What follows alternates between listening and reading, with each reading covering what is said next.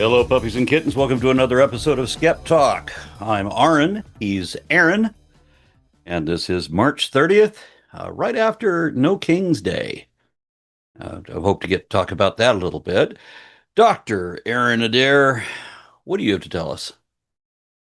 Well, I'm fortunately in a good mood. Saturday, of course, was a good day for democracy, trying to show that it still has legs in this country. And on that day as well, I did a bit of movie watching. Fortunately, the movie was absolutely great. So if you haven't already, yes, Project Hail Mary is absolutely worth your time seeing. The novel is extremely good as well. All thumbs up for me. But somebody had to go and spoil the movie at the beginning by putting a trailer in front of it. Now, I'm not talking just any movie trailer, and maybe it was just special because of where I was, but before the movie started, there was a trailer for some sort of documentary, and I instantly knew I wasn't going to like it because the first talking head that they showed was Stephen Meyer of the Discovery Institute. And it's a creationism documentary that they're trying to extra promote in front of this hard science fiction film. And I wanted to scream out in front with the rest of the, for the audience to know that this was propaganda, but I thought better of it. I didn't want to be kicked out of the movie theater before the movie even starts. But still, it's like, this is not how I wanted the experience to begin. The fact that we're literally coming in to say, here's how we're going to use science and evolution to save the Earth. And they're going to throw nonsense creationism at the beginning, and the argument is going to be life is complicated, intelligent design.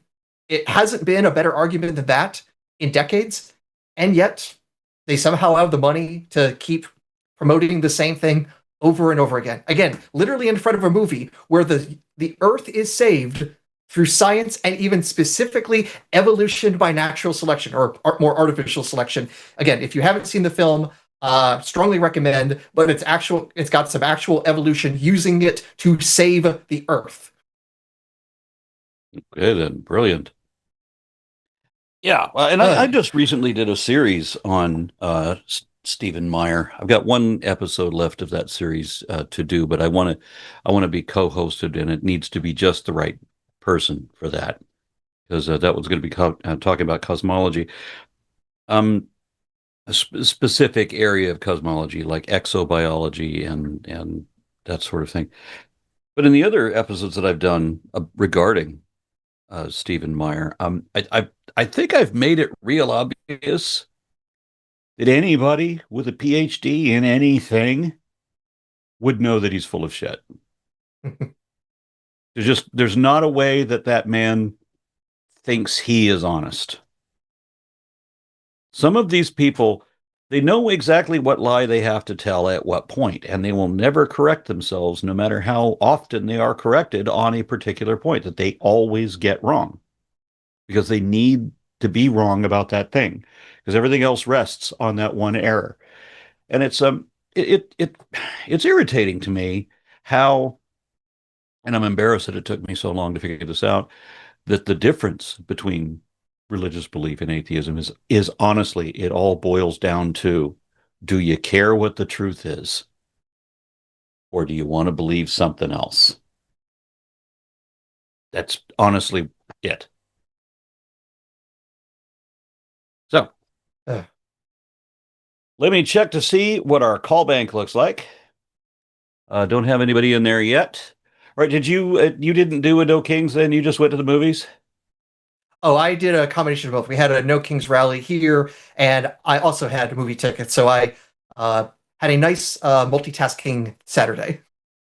Do you find yourself arguing ever with what should I call them, proponents of kings, or the people who are pretending as if they don't understand what the No Kings thing is about?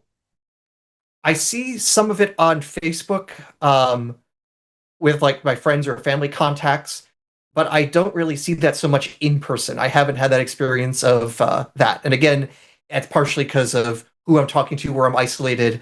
I'm I'm outside one of the most blue cities in the country, so I don't see it in the same way as if I were even in Western Massachusetts, let alone West Texas. one of the things that gets me about this, we know what the issue is that we're complaining, the whole protest is that we're complaining that Trump has overstepped his power, that he's abusing the Constitution and so on. But the critics of the no kings thing never bring that up. They're not arguing that, no, he's not really overstepping his power. No, they come up with other things like, we don't have any kings. I don't know what you're talking about. There are no kings. This is a republic. This is a constitutional republic. It's not a democracy. Well, yeah. Who chooses the representative? Who chooses the people who do the voting on the bills? If the people are the ones who choose their representatives, then we are a constitutional republic that has, not is, but has democracy. And it's just irritating how these people are trying so hard not to understand something. There's a concept there. Because when we get into my political opponents as well as religious opponents, they're both in the same field. They are trying not to understand something. It's difficult for me to wrap my head around not wanting to understand something or wanting to make sure that you get it wrong. You follow me there? Oh, yeah. I would also like to note with historical parallel, there was another group of people that were also very much against having kings and had a history of getting rid of their last king, and that was the Romans. The Romans had a king, and that last king was then basically kicked out or killed, and then they became a republic up until the time of Caesar. But he very much has the powers of a king, but was very careful to never call himself a king because he knew that that would have been anathema to the Romans. I mean, he was, of course, voted by the Senate to be dictator for life, but that's not a king. And he, was constantly wearing purple robes of royalty, but he's not a king. And he sits on something called a throne, but it's not actually a throne because only kings sit in thrones. He just happens to have a golden chair in the middle of the Senate where he gets to tell everyone what they're going to be doing. But he's not a king. It's like it feels a little much too parallel here. What's going on with a Senate that should be pushing back a little bit more, but for either fear or just liking to go for the ride, has decided to acquiesce their legislative powers to the person who decides, we're going to go with war to Iran today. It'll be a quick in and out. By quick, I mean I'm going to send 10,000 more troops over, and we're going to be there for at least a few more weeks / years to find the uranium that doesn't exist because we obliterated the nuclear program that was going to start and destroy us within a week. That consistent story. Boy, oh boy, I'm becoming ranty at this moment, aren't I? And I haven't had anything to drink. So one of the things that comes up is, not only do you not get a legitimate counter argument to the thing we're talking about, but what the protesters of the protest, the counter protesters or whatever, what they bring up is not just wrong, but it's alarming. It's so unrelated to the point. These are people. The Dallas one, where I live in the Dallas area, and I went to two of the rallies, and they were both interrupted by people who were extremely racist, anti-Semitic. I mean, the one in the Garland one was, I would have to call him a Nazi because he just seemed to just hate Jews so much. He's just wandering around insulting everybody while recording, while he's insulting them, and making insinuations about their orientation, that sort of thing. How is that even relevant to the topic? Right? It's not remotely at all. So it wouldn't matter if it was true, and it wouldn't be. It doesn't. If I'm not gay and you call me gay, I'm not insulted by that fact. If I am gay and you call me gay, I am not insulted by that. So, what do you think you're accomplishing, right?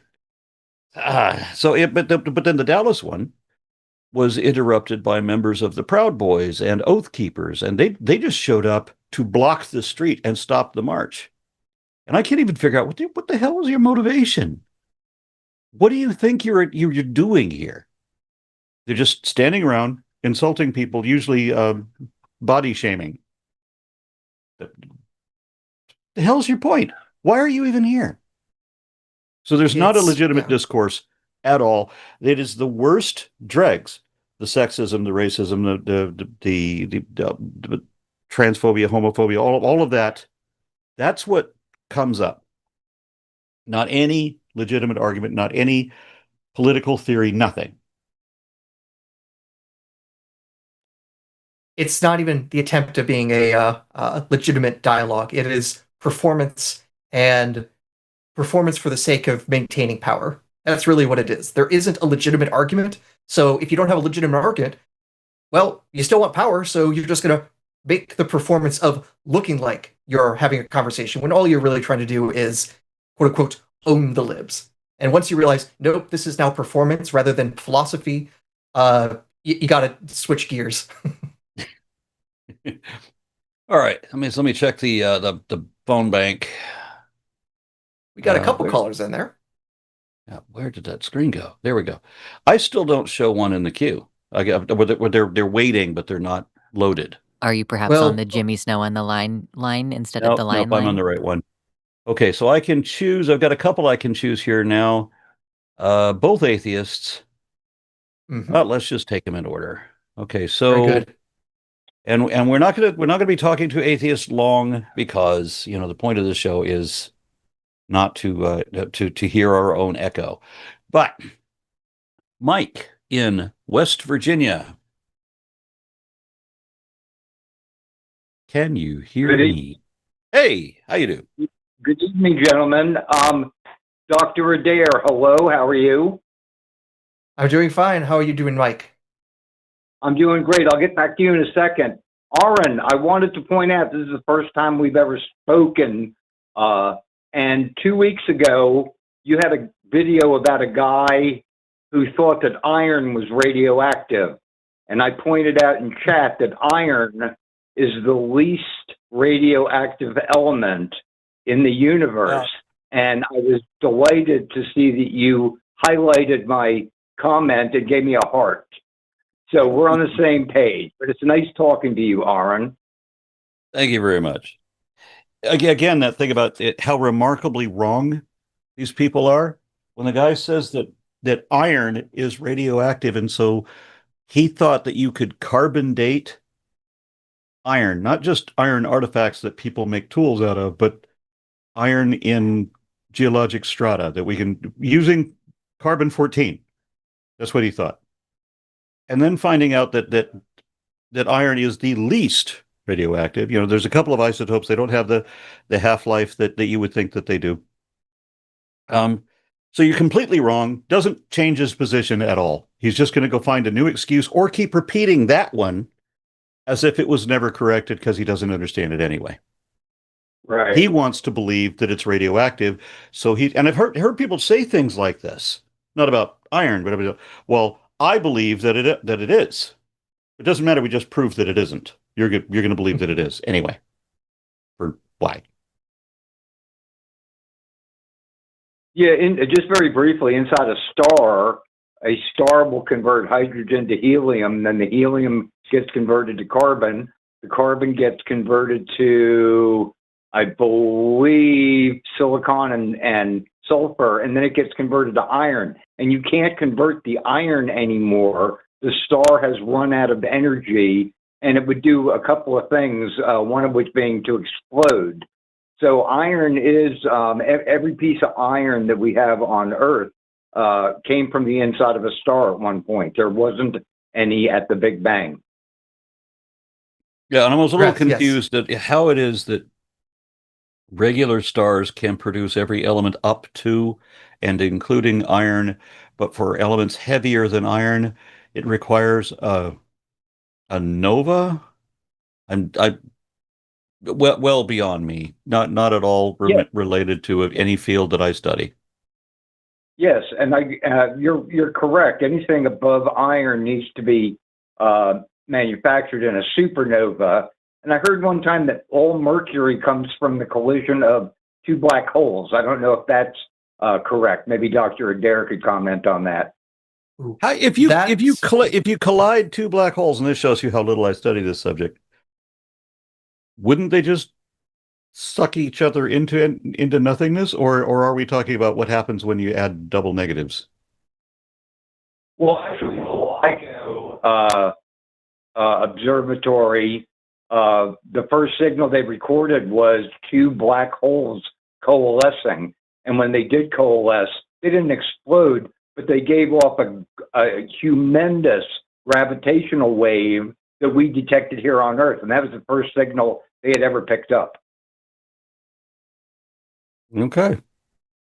If you don't mind, yeah, let me get on to what I called in this evening. Dr. Adair and I chatted briefly about yesterday about the Fermi paradox, and I told him I was going to call in. And basically, a short background is that Enrico Fermi, who worked with Oppenheimer and Feynman on the atomic bomb project, in 1950, he was sitting at lunch with some other physicists, and they were talking about UFOs.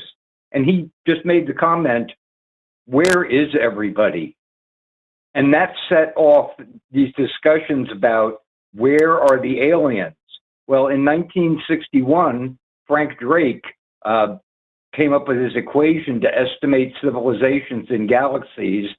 And he said that the number of civilizations in the Milky Way was equal to the average rate of star formation, the fraction of those stars that have planets, the average number of planets that can potentially support life, the fraction of planets that could support life that actually develops at some point, the fraction of planets with life that go on to develop intelligent life. And this is just a long, pretty simple equation, and they're very indefinite quantities.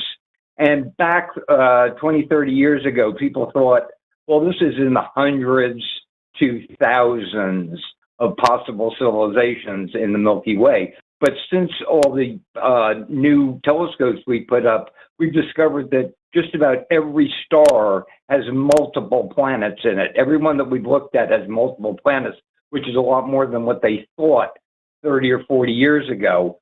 So, there are more potential planets. Before getting into my argument, I want to remind everybody about Douglas Adams in The Hitchhiker's Guide to the Galaxy that said, "Space is big, really big. You just won't believe how vastly, hugely, mind-bogglingly big it is. I mean, you may think it's a long way down the road to the chemist, but that's just peanuts to space." And that is true, that space is tremendous. And one of the things that we're going to find over the next years is that space is too big, and the speed of light limit prevents any large-scale civilization expansion, unless we find faster than light travel, and we're not going to find that. Voyager right now is the fastest thing we've ever created, and it will take 73,000 years to reach the vicinity of Alpha Centauri, our nearest neighbor. So that's how long it takes to do things in this universe that we have. Now, getting on to the Fermi paradox, where is everybody? One of the first possible solutions to that problem is we are not hearing or seeing anything because we are the first or only civilization in the galaxy to arise. The party hasn't started yet. The universe is too young. And that is perfectly plausible. It's not, 100%, it's not even probably 50%, but we may be the only civilization at our level of technology that exists right now. That's why we don't see anybody out in space. And the rare Earth hypothesis states that in order for a civilization to become spacefaring, number one, it has to be on a planet in the right position in the galaxy, not near the core with all its radiation, and not near the rim with a lack of vital chemical elements. And it has to have a proper... Can we rush to a point? Because we're getting a lecture. Oh yeah, I thought that... Yes, I can, I was just giving you said you had a question. You said you had a question for Aron.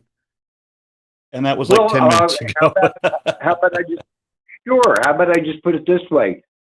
Yeah. Dr. Aron, have you thought about this in the past, and have you come up with your own feelings about it? I definitely have feelings about it, but I should let you know I don't go by Dr. Aaron. I've now changed my name to Professor Honeydew. A very good, legitimate organization has given me this title. uh, Now, obviously, I definitely have feelings about it because it's part of a book I wrote with my friend and co-author Jonathan M.S. Pierce on aliens and religion, wherein two worlds collide, and I try doing my own attempt at putting in numbers to the Drake equation. Funny enough, while there's the Fermi paradox, the way that Frank Drake came up with the equation is actually something we teach physics students about how to estimate things, and it's literally something that Enrico Fermi also used with his students. So we even call it like Fermi estimating. So Fermi is more into this than he ever realized. Main things I've noticed with this, though, a lot of the attempts to explain why we haven't been visited, I think aren't all that necessary to like explain it that we're the first or we're in a zoo. There's some sort of galactic federation that has a no interference policy a la Star Trek. And I think in some ways the simplest things are this. One, it's so stupidly hard to get from one solar system to another.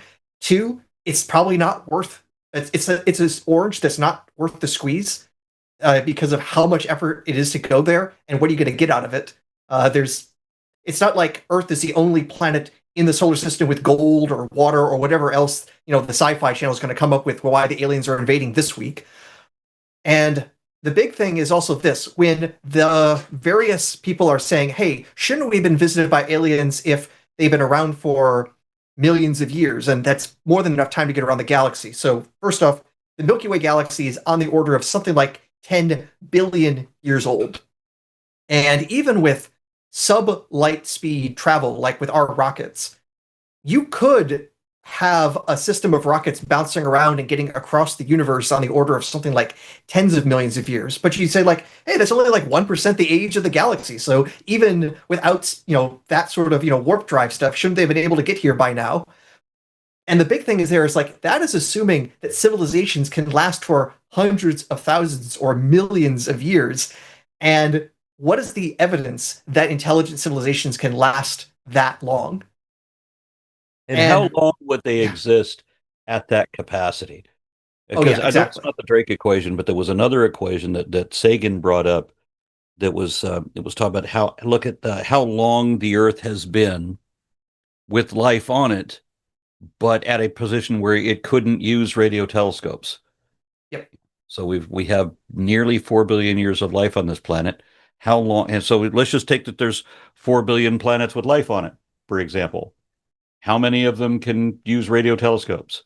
In the entirety of the galaxy, if there are 4 billion planets that have life on them, then using this equation, we would say that 100 of them across the galaxy, maybe 150, have radio telescope capability. And almost all of them are going to be outside of an attenuation range. Mm. Yep. Yeah, that's the other big thing is that unless the aliens are really, really, really, really, really putting a gargantuan amount of energy into their signals, we're probably not going to hear from them. I remember I used to actually intern at the SETI Institute when I was still in college. Did that for one summer. Absolutely awesome time. And one of the ways they were pointing out is like if you took the Arecibo telescope, radio telescope, which at that time was operating down in Puerto Rico, it's a really huge dish, and you could turn it into a transmitter. And they said, hey, if there was a civilization on the other side of the galaxy with their own Arecibo, how much energy would we have to pump into our telescopes that their Arecibo could pick it up? And you run the numbers, and it's like, oh, our telescope would melt.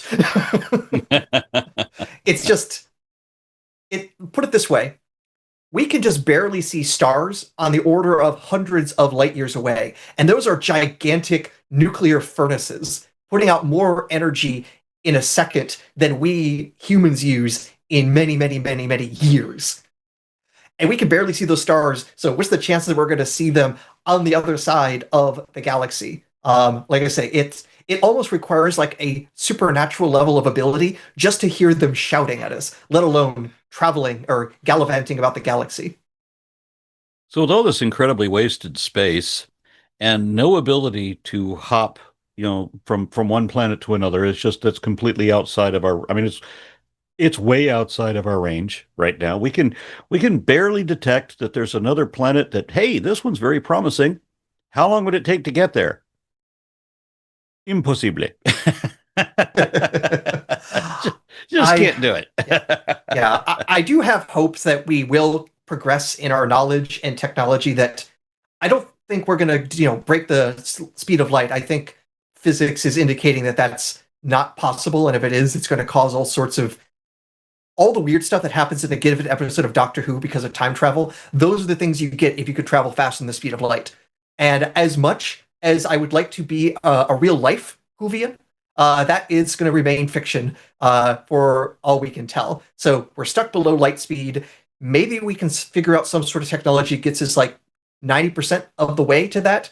But even then, that's a gargantuan amount of energy to send something the mass of the space shuttle at like 80-some% the speed of light. And even then, you're still taking years to get to your destination. And this assumes you want to do things like stop and come back. Okay, yeah, we've gotten up to a quarter of the speed of light.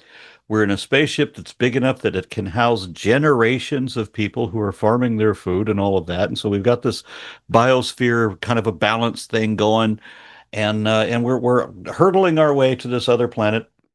We could be destroyed at any moment by any random thing that happens to bounce too close to us. And there's no way to slow down or steer at all. And when we get there, if we could go back, we would still be it'll be years for us to get there, so we'll be a few years older, but when we come back, the Earth will have gone to a level of technology that is far beyond us, and everybody we know on that planet would be dead long ago. So you would need time travel to do space travel. And I don't want to do it in a past. I mean, just to get there presently, like what Star Trek does, that requires time travel. Yep. Yeah. If you have a technology that allows you to go faster than the speed of light, you also get time travel for free. Or you could say you have the price of time travel. And so if you can go faster than the speed of light, you can create grandfather paradoxes and all the things that says, okay, this is weird. So to me, that's saying either it's physically impossible or whatever the restrictions are on it have to be so great and vast to prevent those paradoxes. It's nearly impossible to do it. That's at least my current position. And if the time travelers come and disprove me, I'll love it. But in the meanwhile, it's probably not going to happen, though there has been a test for those. Famously, Stephen Hawking tested the existence of time travelers by having a party and then the day after sending out the invitations to the time travelers. No one showed up to the party. Therefore, a test that seemed to validate the lack of time traveling partiers. Well, wouldn't that, if you're going to create every time you go back in time, you create a new shard, a new timeline, then there would be no way for you on your timeline, having been to the party yourself the day before, to even know that it ever happened if it happened, because you'd then be a part of the new timeline. Yeah, that is one of the ways to try to avoid the paradoxes that I would have thought that you can't go back to your own time. Time travel is no more difficult than simply dividing by zero. Yes, that's. There's at least a factory I know that does that. They just have to be called black holes. So all we have to do is hop into the middle of a non-spinning black hole and hope for the best. Yes, indeed. All right, so have we Mike, I feel like we got distracted from your here? question. I'm sorry, you were talking over each other. I didn't hear you. I'm sorry. Have we satisfied your question? Yeah. Yeah, and thank you for letting me call in. Let me leave you with two quick little things. You were talking, Right. Dr. Adair, you were talking about future civilizations, how they're going to transmit and stuff. And future civilizations might have such an efficiency, such a compression of their signal that it just looks like background noise to us right now, that we're actually receiving their signals, but we can't make them out. And they may not be using radio or light to communicate, but may use neutrinos or gravitational waves or some other medium that we can't discern. And I'll leave you with this one final thought right now. I sort of lean towards the dark forest hypothesis of why we don't see anybody out in the universe. And that is because civilizations hide in the galaxy, not making themselves known, because other more powerful civilizations will preemptively destroy noisy civilizations to prevent competition from them. These much more powerful civilizations, it's just like being in a dark forest, not making noise. And if somebody does start making noise or light a fire, then the hunters will come and kill them. And that's called the dark forest hypothesis. And I really sort of like that one. So I want to thank you all for talking about this subject. And yes, thank you very much. And maybe I'll talk to you again in the future. Thank you. Thank you. Bye-bye, sir. All right, we do have a theist in the wings. And so I'm going to pull that one up as soon as this device will let me do so. All right. While you're pulling them up, I'll quickly actually bring up his 2 points about other methods of communication. I doubt gravity waves will be much better because it has the exact same attenuation problems with light. It still is going to lose its strength as 1 over r squared. So it has the same thing. Neutrinos, you could create a beam of neutrinos, and maybe that would not attenuate the same amount. But because neutrinos are also so hard to detect, I'm 50-50 if that is the wave of the future for like really long distance communication. And of course, there would still be speed of light bound. As for the dark forest hypothesis, for those of you who have watched the 3-Body Problem on Netflix or the books that series is based on, the dark forest is a big part of how the aliens, civilizations and societies work there. And I also talk a bit about that in my book about aliens and religion, about some of the issues with the dark forest hypothesis as well. So something else I addressed, but we can take on another call. But we got a theist lined up, so let's, well, theist-size, if that's a word that I just made up. So we are talking to Howard in Spain. Hi, thanks for having me on. So what is your question or comment or issue or what have you? Well, I believe that I'm a true skeptic because I like to follow the evidence and try to not hold a bias, confirmation bias. So when it comes to conflicting hypotheses and theories, I like to boil it down to primary observations and experimental evidence rather than like the sermon that the last caller gave, which is all philosophical and assumptions. So I believe that there's more evidence for a creationist cosmology than there is for a Big Bang cosmology, because I refer to primary observations and experiments. Yeah. Okay, so let me just ask you real quick. Cosmology. I would like to actually start with that. Let's be specific. You're saying a creationist cosmology because there's lots of creation myths. Which one are you talking about? Yeah. Well, they all share a common theme. They're all level, upright, geocentric, and contained underwater. Well, there's a little bit more to it than that. If you're talking about the Bible or the Quran, there's quite a lot more to it than that. So are you the Quran and the Bible both state that there's 7 heavens, that there's 7 dimensions to this world? No, but they do both say that the Earth is flat and covered by a giant crystal dome. No, they don't. I challenge you to provide one verse that says it's flat from the Bible. Okay, well, I've actually got several. Go on then. But you said you know more, so let's hear what you have to say. I've already said it. They say that we're level and upright, but none of them say that the Earth is Would that flat. make sense in They space? say that the Earth is spread out. I don't believe in space. I'm a space skeptic. I believe what do you underwater. think skeptic means? I'm skeptical. Would you say about underwater? Are you saying that above? Are you saying that there's a sea or ocean above us? Waters above. That's all I've read, and that's all I can see when I see the blue sky. What about when the sky's red? Well, we know that light refracts and can change colors, like we get rainbows and stuff. But I'm on about like how stars flicker.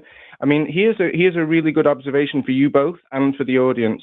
when the sun sets later today, I guess where you are, it's already set where I am. About 20 minutes after the sun sets in the west, have a look at Venus, which is flickering very bright, like a light under a swimming pool water. And you'll notice that the sun's just set behind it, because it's gone behind below the horizon.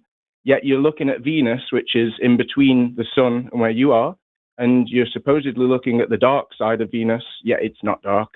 There's the brightest star in the sky. After the sunset, Yeah, I recommend everybody check out the primary observation, and you'll see that the Lucifer, who's known as the morning star and the evening star, is Venus. And that's what all the different cultures were talking about, that these planets are fallen angels. Lucifer is Isaiah criticizing Babylonian mythology, because they told this story about why Venus sits so low in the sky. So they came up with the myth about how Venus's father was Hillel bin Shahar, meaning the son of the dawn. And his twin brother is Shalim, son of the dusk, which is literally just anthropomorphizing the dawn and the dusk. And so, for whatever reason, I think it was that Venus tried to overthrow the moon or some such shit, but then El, who is the sun god, comes to rise and diminishes Venus. And that's what that story is talking about. And that's why it includes the line, "How art thou fallen from heaven, O morning star?" Yeah, it's just astrology. Yeah, but see, the beautiful thing, you can observe it. And forgetting all the myths, because history is his story, I'm looking at a primary observation that you both could make, and I beg the audience, actually look at the sunset. 20 minutes after, you'll see Venus. And why are we looking at a flickering bright star when we're told you want to know why? Body of gas reflecting sunlight? You want to know why? Know it can't can I just finish my sentence? We know it can't reflect sunlight from behind it, so it's obviously a light bearer. Why would it be the dark side all the time? I think we have a bit of an observation problem here. Did you know that Venus has phases? Yeah, of course.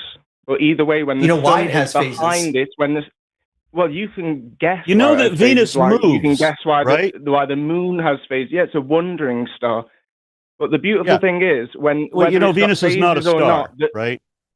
I believe it is, because it's literally generating its own light. You can see it literally not after the sunset. Howard, may I ask then? You know, we've landed probes on Venus. You know that, right? So you believe that's a secondary information claim. I'm talking about primary observation. Okay, well, they literally sent back pictures. You understand that the sun is at the center of our solar system, and that the Earth and Venus both revolve around it, right? I understand that's what you believe, but you're preaching now, because I can give you famous scientists according to like that Lincoln model, Barrett, Albert Einstein, Stephen Hawking. According they all to that admit, model, which we can verify with direct observation from telescopes, we can even see Venus against the sun if you have a powerful enough telescope. You can see the sun in front of you, and Venus is a tiny black dot between us and the sun. But then the transit of Venus happens every so often. The Earth moves around the sun and Venus moves around the sun. And most of the time, Venus is going to be in a position where you can see the light reflected off, because we're not sitting directly behind each other. We're not static. Venus moves, we move. The planets all move independently, right? They're not on a wheel with each other. Sometimes they'll align, and most of the times they won't be. If Venus was behind the sun, it would be daytime, and we wouldn't see Venus. But when we can see Venus after the sunset or before the sunrise, you think that the orbit of Venus is based on the rotation of the Earth? I don't believe the Earth rotates. What on earth are you talking about? Do you know the creationist cosmology model, or are you? Yes, I do. That the Earth is a flat. Well, it's a map divided into 4 quadrants that sits across a flat disk. And it stands upon pillars so that it will not move. And yeah, we can find all this in Scripture. What does it say in Job 38:14, for example? God himself. What does it say in Isaiah 40:22? It says the circle of Earth, the Earth is a circle, not a sphere. Yes, it does. It says circle of the Earth. It doesn't use the word dur. It used the word chug. He sits on top of the circle of the Earth, which means he sits on top of the heavens. Circle. And you know what the word circle here implies? The word circle in the context of this passage means the whole of the Earth. but it still uses the word Heavens. circle or disk Heaven. rather than sphere. Not that it's The relevant, heavens because are- here it means whole. Anyway, I can list loads of scientist quotes that all admit I can list that you loads of cannot Bible tell quotes whether that it's tell you that the Earth is geocentric. flat. You want more? Howard, None of the may Bible we verses actually say stop flat, for a but moment? I Hold on, haven't Howard. actually, I Howard, haven't actually come to debate that. I've just come to debate that there's more scientific evidence for the Can you creationist show me some then? cosmology. I'd love to, You've but you'd have to let ignored me the speak. fact that we landed probes, the Mariner probes. You just dismissed Oh, that. dear. So that's not even You're evidence preaching anymore. secondary and You said you had scientific evidence. Landing Calm a down, probe on the planet is pretty profound scientific evidence, but you're just going to dismiss that. You're going to say that you have more evidence than landing the probe directly on the planet. What more could you have than that?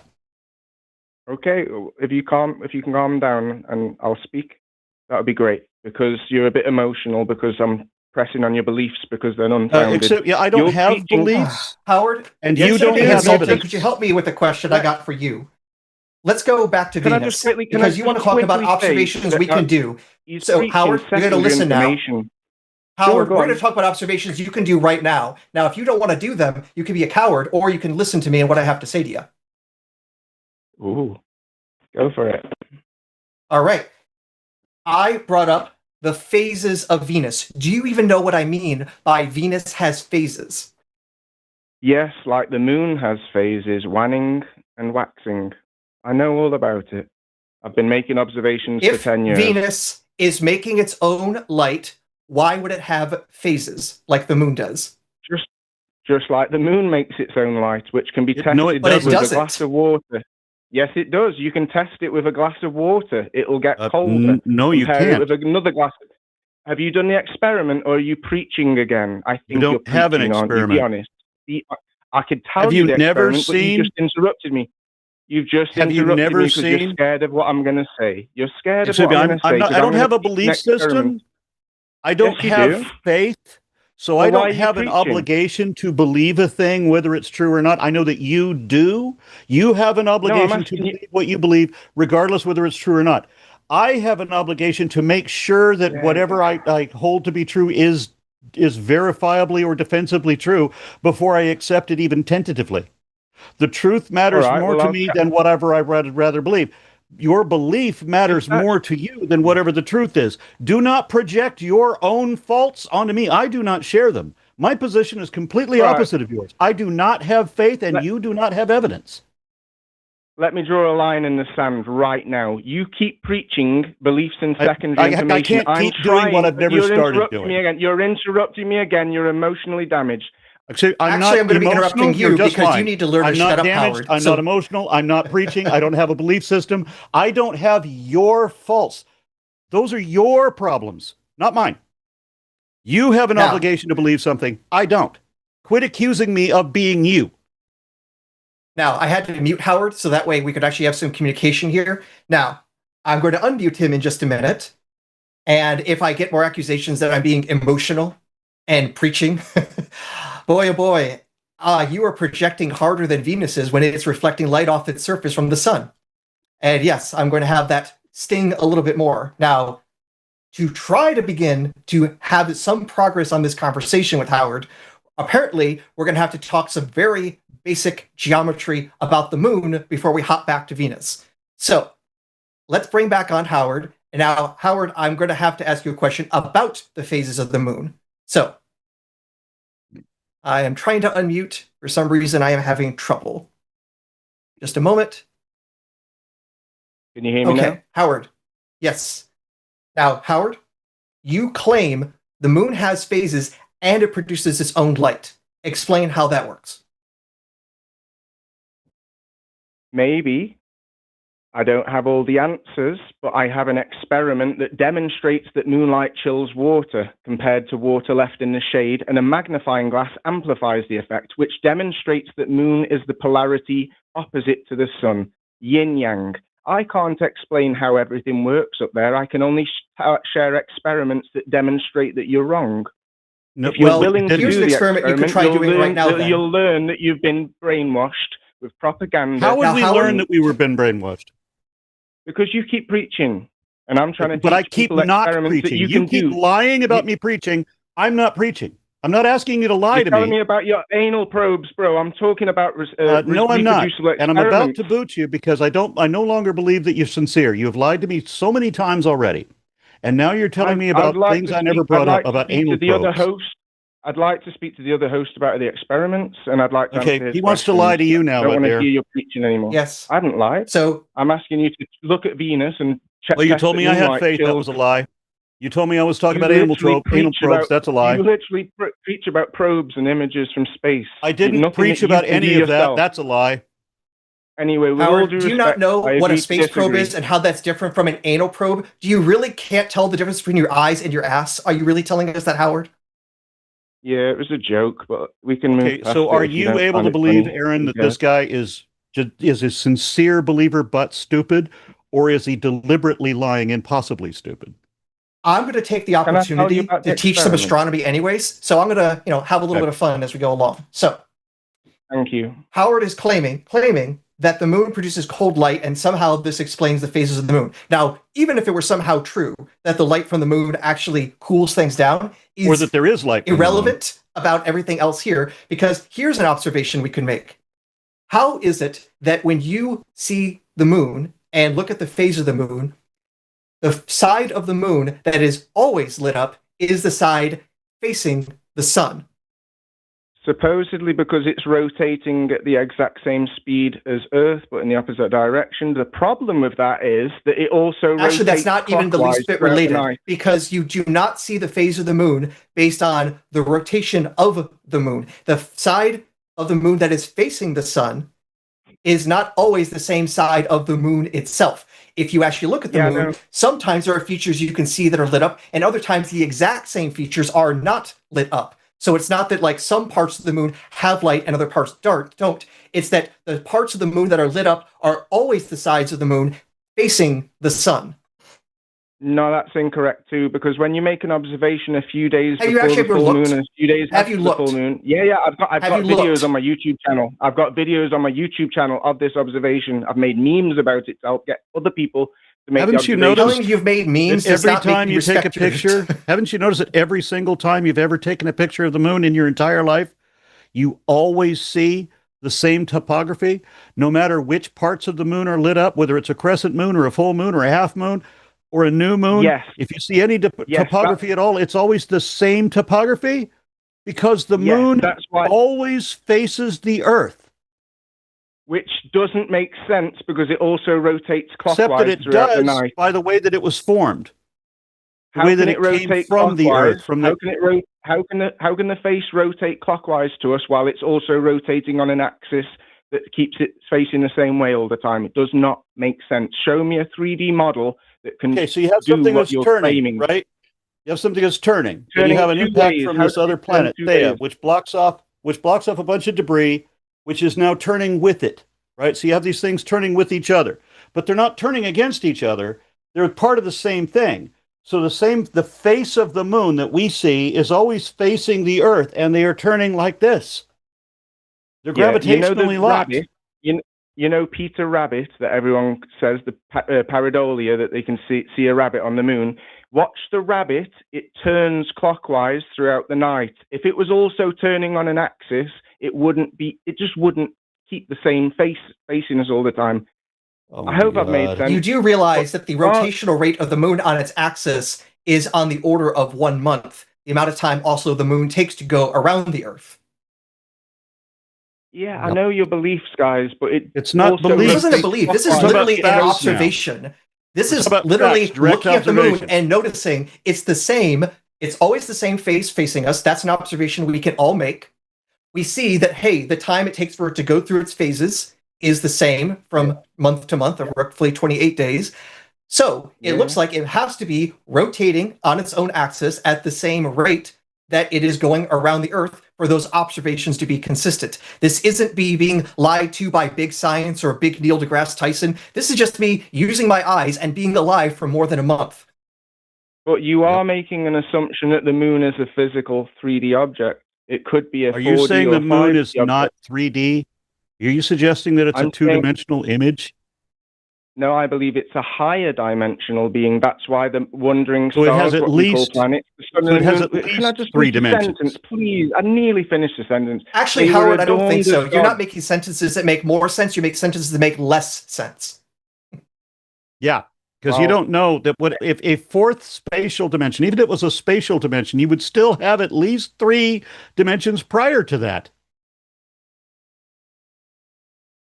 The Bible and the Quran talk about 7 heavens, which suggests that there's The Bible and Actually, the the Quran Bible both doesn't. talk about the angels columns, and the demons. pillars of the earth, which do not exist. They talk about the firmament, which does not exist. Please. It says the Bible and the Quran both talk about the sun and the moon being the same size as each other, Yeah, both being contained within the firmament, which is the dome over as the we earth. see. It says that the stars are smaller than the moon and that they are Yeah. also inside the firmament, which is the dome that sits on top of the earth. The Bible and the Quran Does the both say sun- incredibly stupid things about cosmology. Well, does the sun and moon look different in size to you, or are you just believing in the secondary information that you've They been... look pretty much the same size because one is 40 look times exactly bigger, but the same also size. 40 times further away. Isn't that a coincidence, eh? Actually, Can it I is a just go back to coincidence. the And here's the pillars? funny thing. If Here's there's the funny anything thing, that Howard. proved creationism, it is a coincidence, right?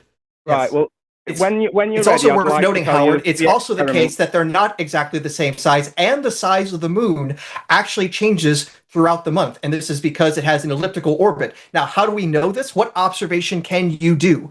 Well, have you ever seen a solar eclipse? Not myself, no. All right. Not If in you get a person, chance so to, say. they're just absolutely awesome. The last total solar eclipse that came across here in the US, I was able to drive and see that.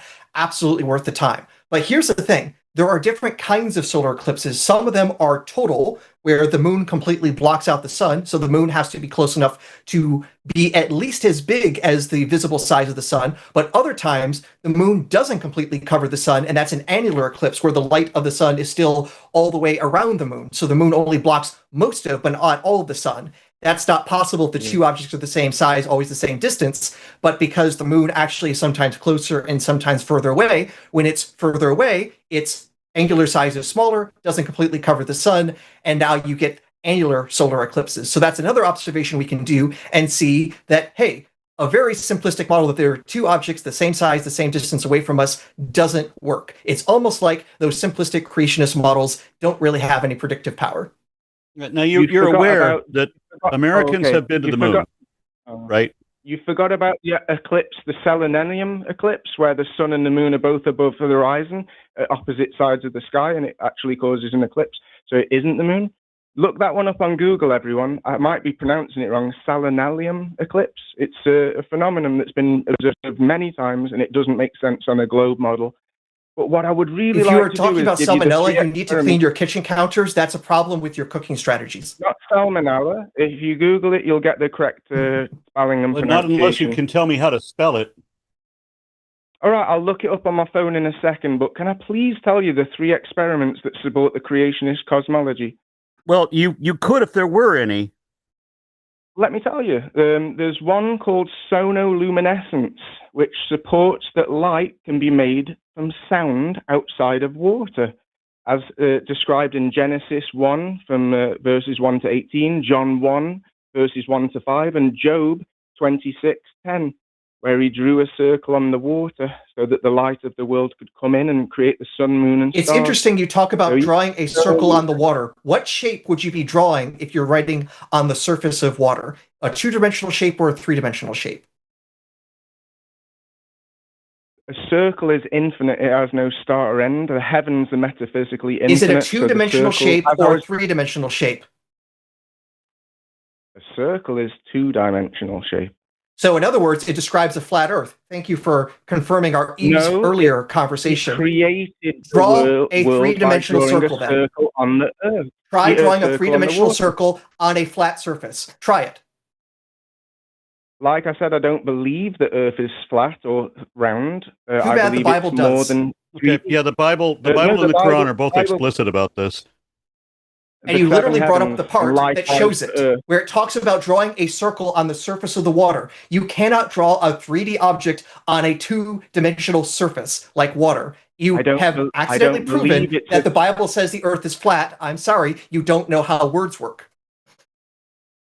I disagree. He's talking about the heavens when he talks about the circle. He created the heavens. He draws a circle on the waters. Can you draw on the waters a three-dimensional object? Yes or no? God can draw a squared circle because he is outside of our physical time and because he's That's imaginary. literally a contradiction. That is basically saying 3 is equal to 4. To us it is. To us it is. No, I think we're done here. If you're going to say now 3 is 4, there's not a point of conversation because now you prove you don't know how words work. I do. I'm just trying to get Nobody is legitimately this stupid.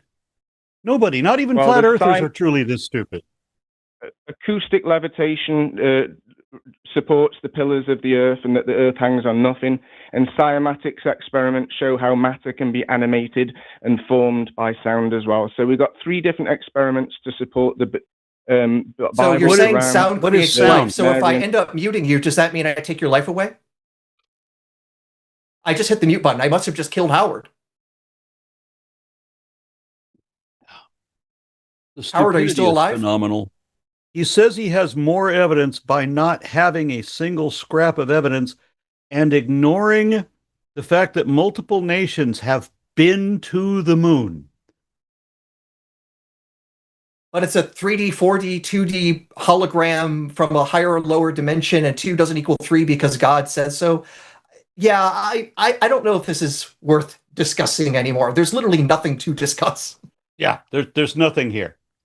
Yeah, Howard, once you actually start knowing how words work and talk logically, we can try some more. But for now, please take a rest, think about some more, do actual observations rather than make things up, and maybe we'll try again. Yeah. Okay, so we have one other caller. You want to jump right to that? I say, well, actually, before we take the caller, we should probably do some announcements about upcoming shows. True enough. All right, well, tomorrow on SkepTalk, we have, on Chewed Gum, we have Taylor and Alyssa. And then, let me see, Taylor and Alyssa, yeah. And then we have on Wednesday is the Hang Up with Matt Dillahunty. Then TACIS, the Transatlantic Call-In Show with Jack, and it says Riverboat here. That's not a name I know. And Luxander. And then I don't think we have anything for Cus I Wanna yet. Am I even looking at the right look? I'm not even looking at the right link. I'm looking at the next. In our chat, there's the things there. So right now, yeah, for Cus I Wanna, there's nothing there. It's still to be determined. And when will it happen? Oh, it'll happen Cus I Wanna. We'll see what happens, though. Yeah, well, I was today and next. I was a little confused as to how they have this laid out. All right, so I was reading the wrong list, but it doesn't vary a whole lot. On Thursday, it'll be Ben and Luxander. I think that's the only difference. And then the new show, which they haven't announced yet, so I'm not going to announce it yet. Unless you want to. I think I don't have information to, so I'm definitely unprepared to announce things I know nothing about, but I'm sure it'll be awesome. Well, that's why you're not a theist. You can't make proclamations you don't know anything about. Yes. Now, if you are a theist, of course, call in and discuss with us. Hopefully you have better than psionics prove creationism 3 equals 4. On the other hand, you could also see what we're going to have on Sunday, our Sunday shows. So Sunday show, we got Matt Dillahunty and Austin Archer. And then for the After Dark session, we got Forrest and Eric. And looks like on Monday, we have another SkepTalk with Forrest and this Aron Adair guy. I don't know if that's worth listening to.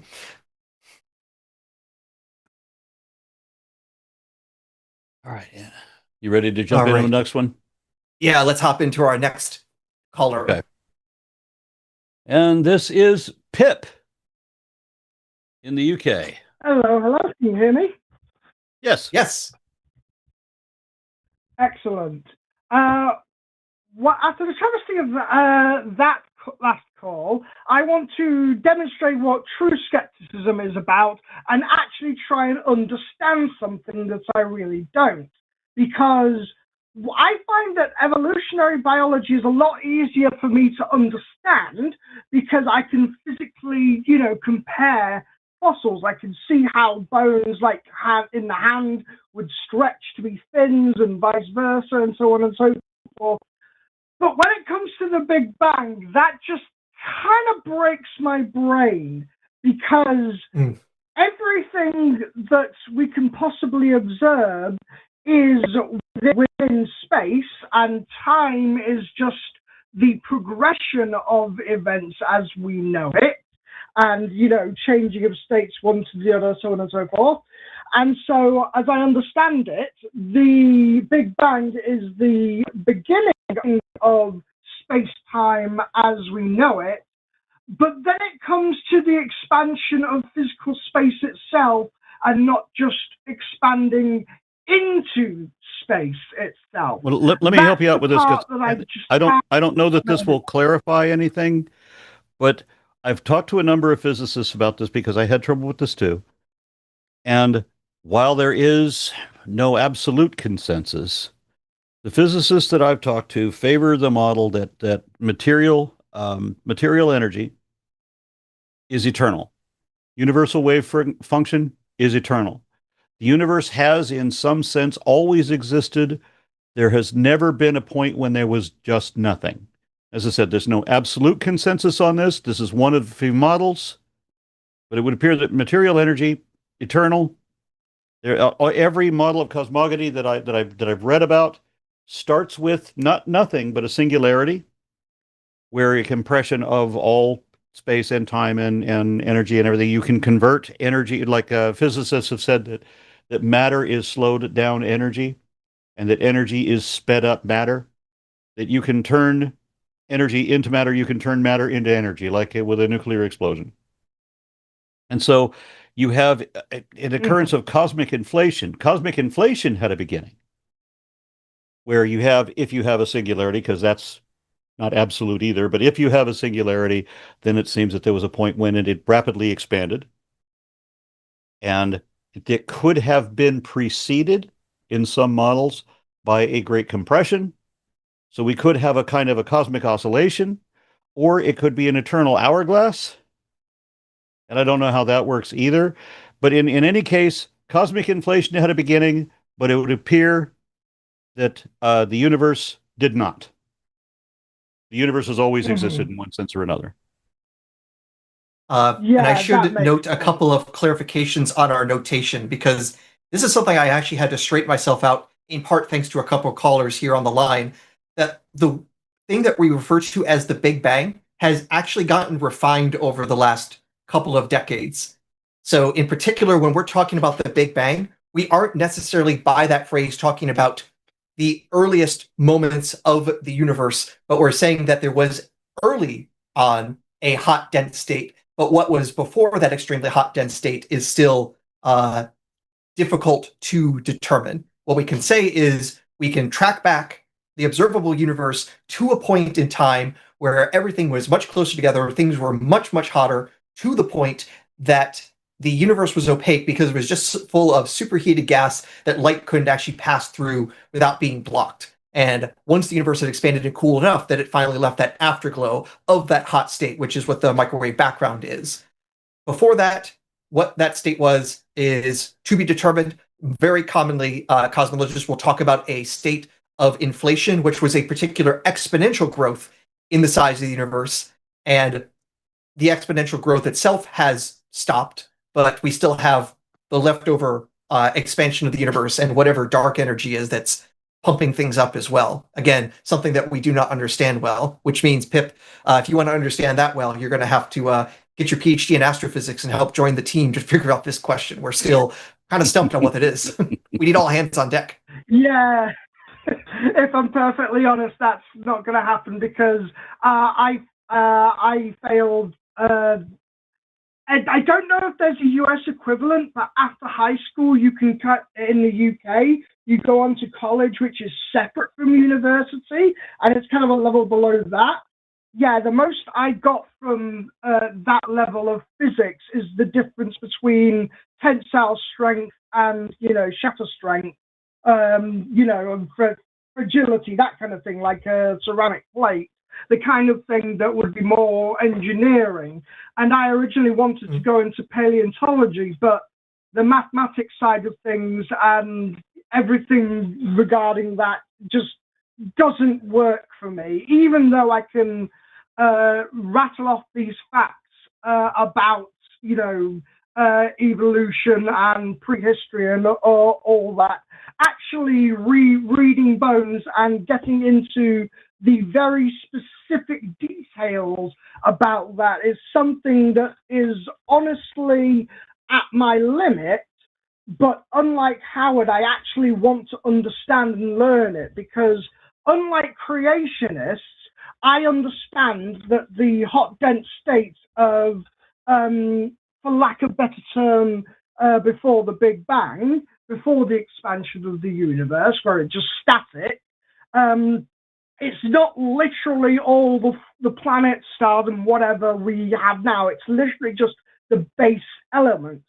And one of the big evidences that I learned as proof of the Big Bang as a 90s kid was the TV static. This isn't something we get anymore because it's all digital, but I distinctly remember as, a child, I had this small portable TV which had poor colors that was left over from my parents, and I frequently had to fiddle with the aerial to try and get a good signal. And as far as I'm aware, it's that static which is evidence of the cosmic, microwave background. And so even if the concept of space being its own thing and space itself being compressed,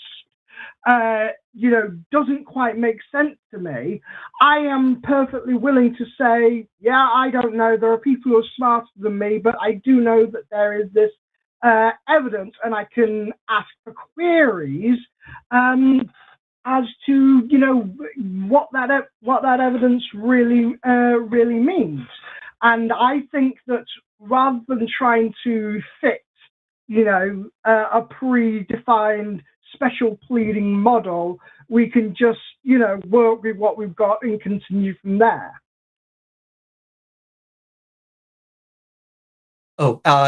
Before I forget, it is true what you said about the static on TV. So if you do get if you have an old rabbit ear antenna that you can hook up to a TV and turn it to a channel with no signal, some small fraction of that static that you are seeing there is leftover light from the Big Bang, but it's only 1% or something small like that.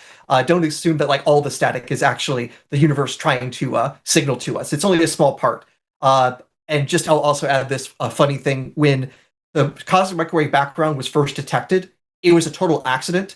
The scientists who were working on it at the time were just seeing this background hum no matter where they pointed their telescope, and they thought there was something wrong with the instrument.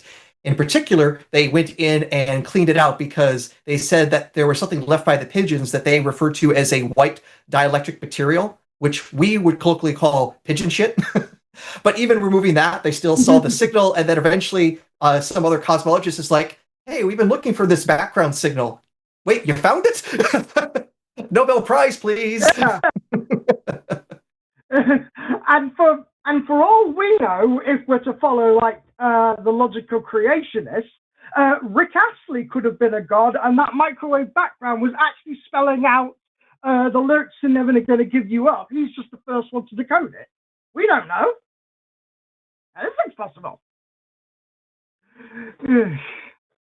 I don't think that highly of Rick Astley, but he probably would be a better god than the Yahweh of the Bible. I'm going to lean in that direction.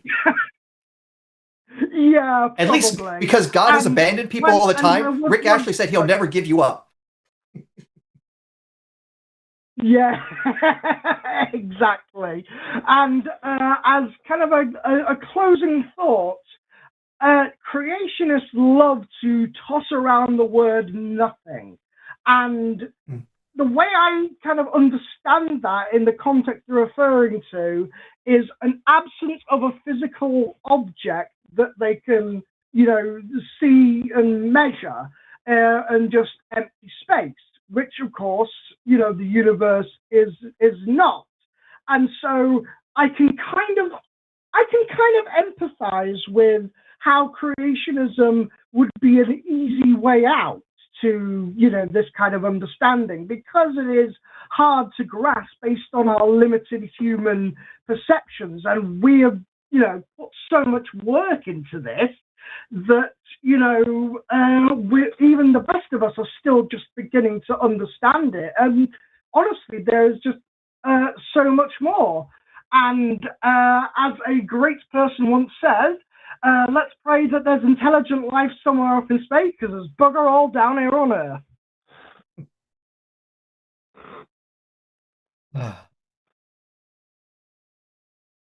Oh, Aron, you're muted. At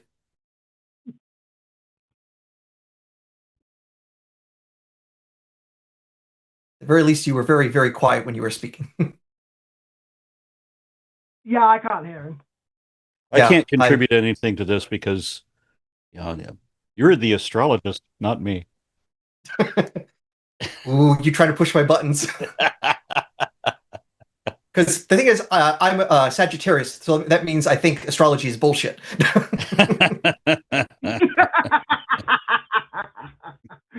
Well, thank you very much for the call. It's been very enlightening, and it had helped make sense of something that is difficult to make sense of. Thank Good you luck very with much. I'm glad we could help you a little. No problem. Bye for now. All right. I was just looking at the phone number to call into this show, and I lost it. Aron, can you call it out? Because I want to inspire some people. We had that previous call. We had the previous call, and we don't have anybody in the queue right now. And that guy's argument, I just want to cover that again. He said that he believes there's more evidence for creationist cosmology, than there is for conventional cosmology. He's calling in on a cell phone to argue that satellites do not exist. He's denying that anybody has been to the moon. The Russians, the Indians, the Chinese, us. None of that. He's denying that the Russians sent probes to Mars. Or, excuse me, to Venus.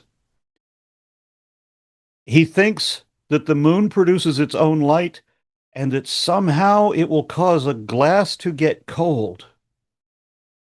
This is a weird claim that a bunch of flat earthers make, that somehow moonlight makes things cold.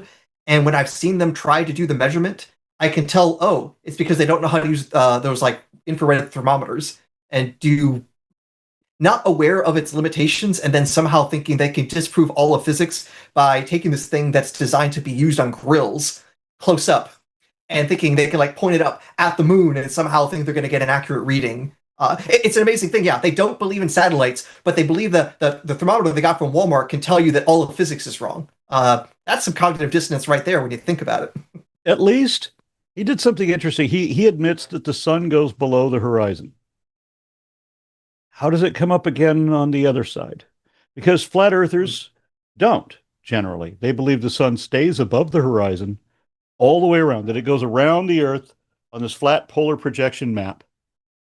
And that somehow, even though it's a massive disk and the sun is above the disk, and there's a light, a very bright light, but somehow we on a flat disk on the other side of the flat disk can't see it because of an optical illusion that makes it look like it's going under the horizon.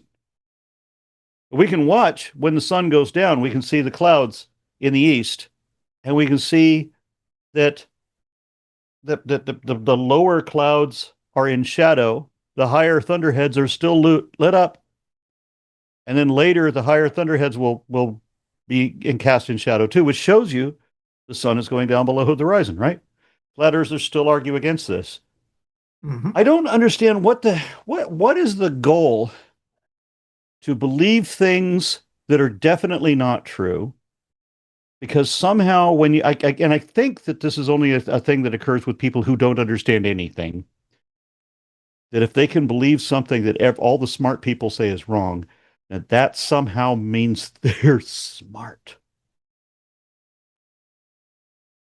I think a big chunk of it is a matter of performance, because saying the Earth is flat being so contrary to all the science and some of the most basic science is almost like an effort to just show how much you just want to stick it into the eye of quote unquote experts. And at that point, if you don't care what the experts say, then obviously you don't mind sounding ridiculous to them.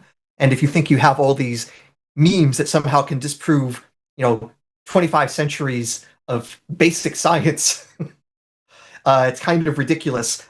Two things before I forget, though. One, the phone number to call in, 720-619-2288, or the web link in the description. Do that to call in if you're a theist. We definitely want to talk with you.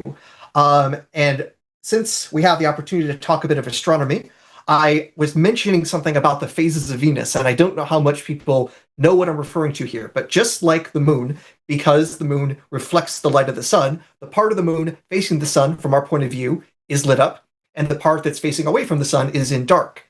And the same thing happens with Venus. So I had drawn this out, and I don't want to erase this before I get a chance to use it, but here's a very, very, very, very crude schematic of our solar system. So that big S thing, that's the sun at the center. Notice it's not the Earth at the center.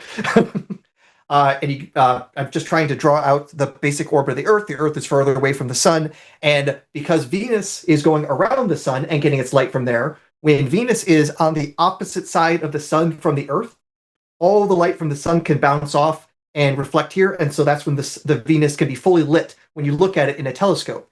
But on the other hand, when Venus is down here closer to us, only like part of that side of Venus can actually be can actually reflect light back to this Earth. And so if you look at a telescope, you only get like a crescent of Venus. And that observation was done first by this guy by the name of Galileo, using his at that time, interesting but still primitive telescope. And this was one of the first major observations he did that disproved the cosmology of that time. The Ptolemaic system could not explain this system at all with the setup. This proved pretty much instantly to everyone, oh, yep, Venus goes around the sun. It doesn't orbit the Earth. That model is gone. It didn't prove heliocentrism, but it basically just threw away at that point, let's see, 1,400-year-old model of Ptolemy that had been successful, but then this one observation said, no, dog, this ain't it. I'm pretty sure those are the exact words that Galileo used. So that would be, it was hard for me to deal with that last guy because I have infinite patience if the problem is just that you're stupid. But if the problem is also that you're going to accuse me of having all your faults, and your whole argument is to accuse me of believing on faith the way you do, then we're not going to get very far. I'm not you. So stop pretending as if I'm you. But what I wanted to explain to that guy is what I would love to explain to like any flat earther or any religious believer. We have competing models. You have a belief. You're going to believe what you believe, and it doesn't matter if you can't explain anything. You asked him, how do you explain that? I can't explain everything. You can't explain anything. That's the problem. We compare when you don't have a belief system, then and you don't have faith. When you follow evidence instead, you're able to consider multiple models and weigh them, not just two of them. You can weigh multiple of them. And so you present your model, I'll present ours. So you say, why is it that you can always see Venus in this certain way? Well, if you remember that the sun is in the center, and let's say we are anywhere around there, wherever Venus is in that inside track, it's not always directly in front of the Earth, which was his assumption, that we must always be looking at the back of Venus. No, Venus moves at a different speed than Earth does. So when we're over here, it might be over here, or over here, over here, over here, over here. And in most of these situations, it's going to be pretty bright. We're going to be able to see most of it, honestly, most of the time in its other positions around the sun. Now, your model, what does that look like? The Bible says draw a circle on water. You don't have a model. Yep. So his argument was that he said that there's more evidence for a creationist cosmology, and his evidence was he doesn't understand anything. He believes scripture. He rejects science. That's it. May as well just call in and say you're stupid and dishonest. Uh, And that Hopefully I the best think is callers. being charitable. Hmm. So, Uh, so Also, a bit weird, the whole thing about trying to bring in Lucifer as Satan, because there's another Lucifer in the Bible, and his name is Jesus. well, it seems we got another caller in the queue, and they're claiming to be an agnostic, but I don't know if All I right. believe that. I'm skeptical. Let's find out. So, Hello, Paul, this is Paul. how you do? Hello. Hi. Well, I, you say you're agnostic, but I have my doubts. well, I also have doubts. So tell us All right. what the story is.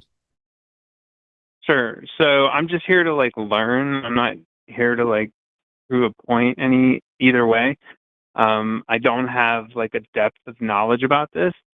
But basically, I feel like it is more likely that the approximately 19 fundamental constants uh, were like pre-programmed in some way or pre-inputted, rather than perhaps there being like an infinite number of Big Bangs, and this Big Bang just happened to come out with the fundamental constants that were required for, for instance, matter to coalesce or for atoms to be stable.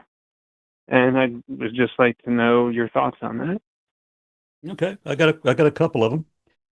One, looking at different models, let's say that they're just imagine for a moment, hypothetically, that we might have universes popping into existence one way or another, like bubbles coming coming to boil in a saucepan. And Sure. remember, I'm saying that the universe always existed, but we're going to play with different models here.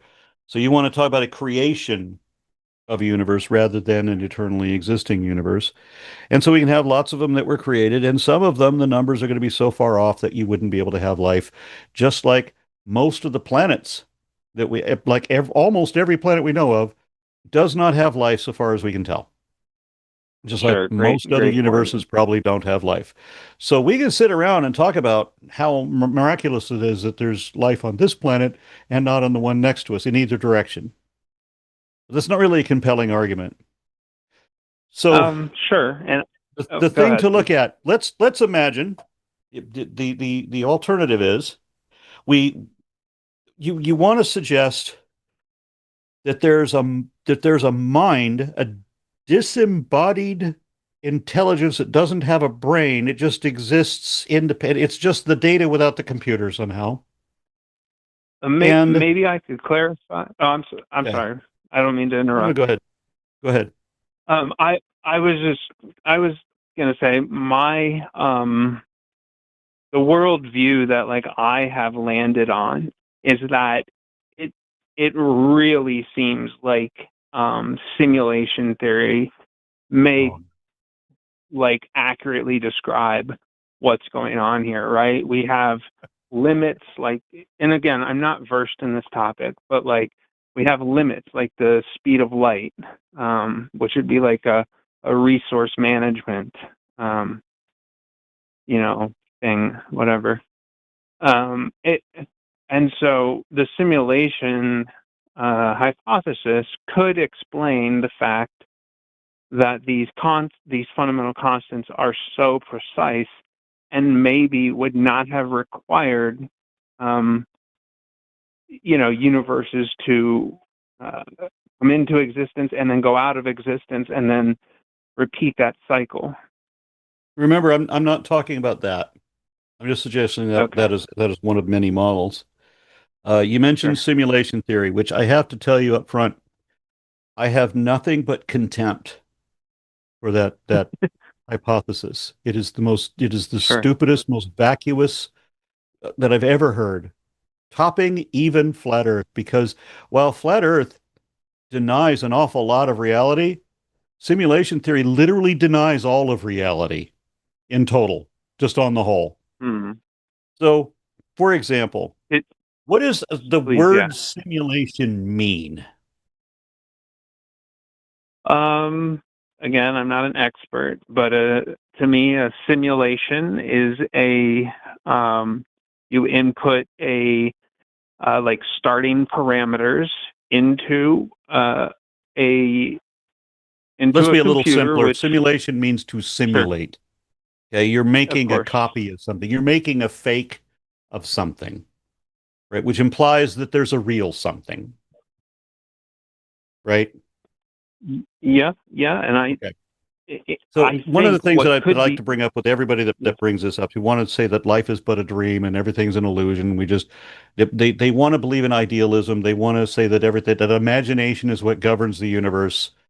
Okay, well then how do your senses work? You want to say that there's a God who did all this. How do your senses work? The way that we yeah, well, the way that we see light, the way that our olfactory senses pick up molecules of whatever substances in the air, the way our sure. audio, the way that we pick up vibrations in the matrix of the atmosphere, that all of these things depend on the existence of atoms as real material. Now, if God created Yeah, everything as a yeah. simulation and we're just like, dreaming ourselves into the matrix, then why do we have these complex analyses of how our senses work, which could also be corrected chemically or with glasses or what have you? Is God not a fantastic The- liar that he does this? Or the simpler answer, rather than everything being an amazingly complex and perfect identical duplicate of reality, is that, hey, maybe the simulation isn't real. Maybe it is reality. yeah, I mean, I certainly accept that. Um, I get, again, I am just pushed back to where again, this is like a circular argument, but the precision of the fundamental constants are so precise that perhaps those were starting parameters in a processing system, that generated what we have now, right? Starting Did you see with the whole show Yeah. tonight? um, unfortunately, I only began watching like 30 minutes ago. Okay. One of the first things we talked about is how space, what you might call creation, is so fantastically wasteful. It is literally a phenomenal waste of space. We can't, we can only survive on a fraction of the surface of this one tiny mote of dust in an incomprehensibly vast virtual eternity. So far as we can tell, we can't tell if it's eternal or not, but we can't get to the next nearest planet and live there. The nearest planet we might be able to live on is incomprehensibly far away, so far away that we can't get to it at all. So if something were to come hurtling through space, as often happens, there are rogue worlds wandering the cosmos that aren't orbiting a sun. They're just planets out there on their own. Because when you look at a time lapse, I've seen a time lapse of these stars, and it looks like when you take 8 years of images and then play them all quickly in an animation, it looks like boiling chaos. The only reason it looks pretty, the only reason the cosmos looks pretty is because it is so slow that it looks elegant. But if you speed it up and see how galaxies really form, look at computer animations of galaxy formation. It is chaos. It's just slowed Yeah, down to the point that it looks pretty. But there's no sure. kind of I design there. There's nothing intelligent about this. Damn sure wasn't set up for us. Any intelligent designer would not have made everything so absolutely inhospitable to us if the universe was created for us. If any part of the universe was created for us, it wouldn't be like that. Sure. I guess one argument against that could be that this is just one instantiation of a universe, and that there may be, thousands or millions of instantiations of this universe on some quantum computer that exists outside of this, that exists in base reality, I would say. And I know that's not necessarily convincing. I would like Why to. would we Well, need a quantum computer to simulate the simple reality? Why not just have the simple reality? Well, sure, that makes sense. But I guess fundamentally, what I'm trying to understand is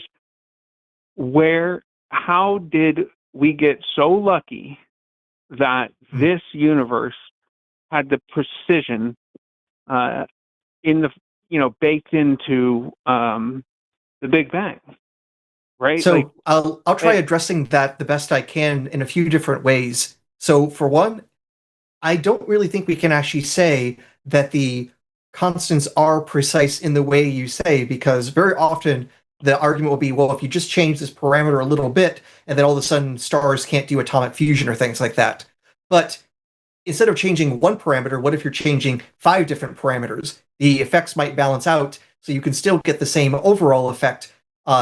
But if you only changed one of them, you wouldn't be able to have a stable situation. So that's one thing that is really hard to model. What if you change 5 of the constants in some sort of way, or change all 19 and see how they all interact? That's a far more difficult thing to check rather than just one thing. Sure. So I don't think we can be that precise. Go ahead. Please go ahead. I was just gonna say that while researching this topic, that was like the main counterpoint. So obviously that's a well-grounded argument. I'd like to hear more though, if you have it. Yeah. So another thing is you mentioned that there's 19 constants.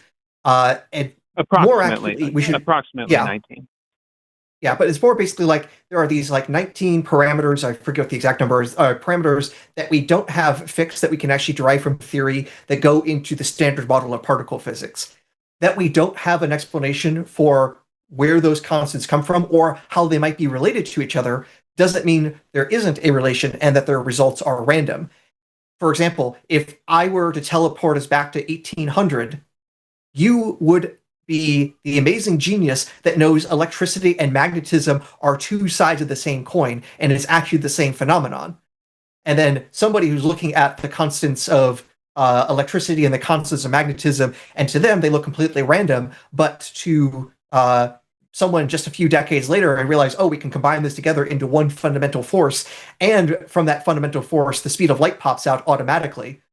Based on its other constants, you see, oh, there's much more relation here than you would have known. That is a fantastic counter argument. That is a great counter argument for sure. Yeah, and here's probably the most interesting thing to me when we talk about how unlikely this is.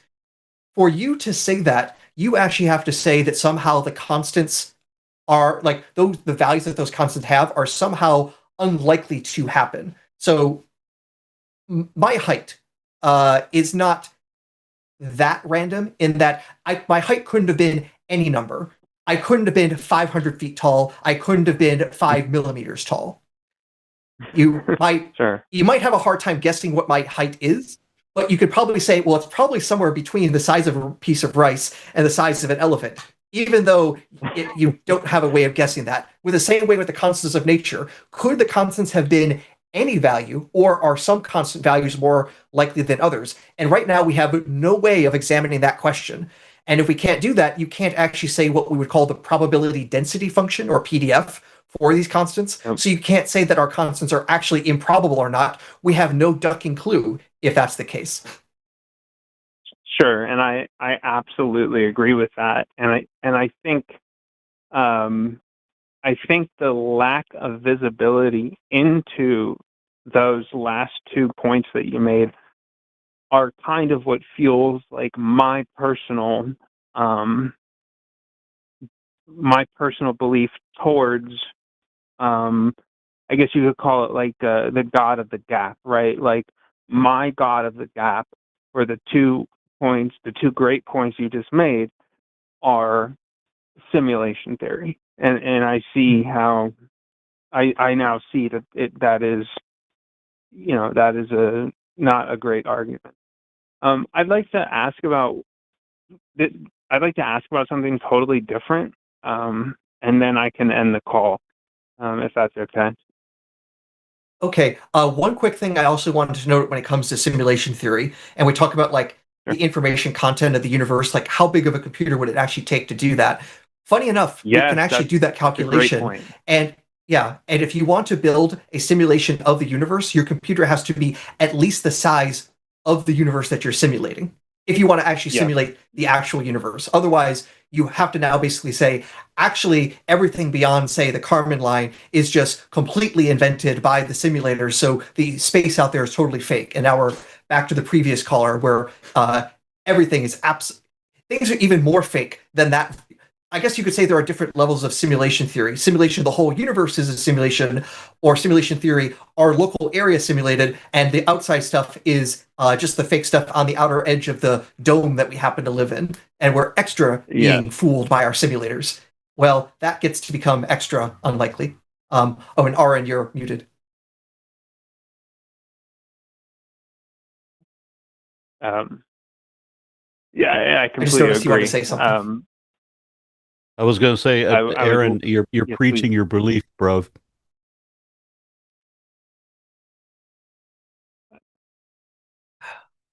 You're emotional. I don't quite. I think we had an audio problem. I Fair couldn't quite enough. understand what you were saying. Aron? I said, you're preaching your belief, bro. Ah. You're emotionally damaged. Anyway, may I bring up my last Yes, please. question? Mhm. Okay, Okay. this may sound random, and unless you have like particularly looked into it, I don't expect you to have any like expertise on the subject.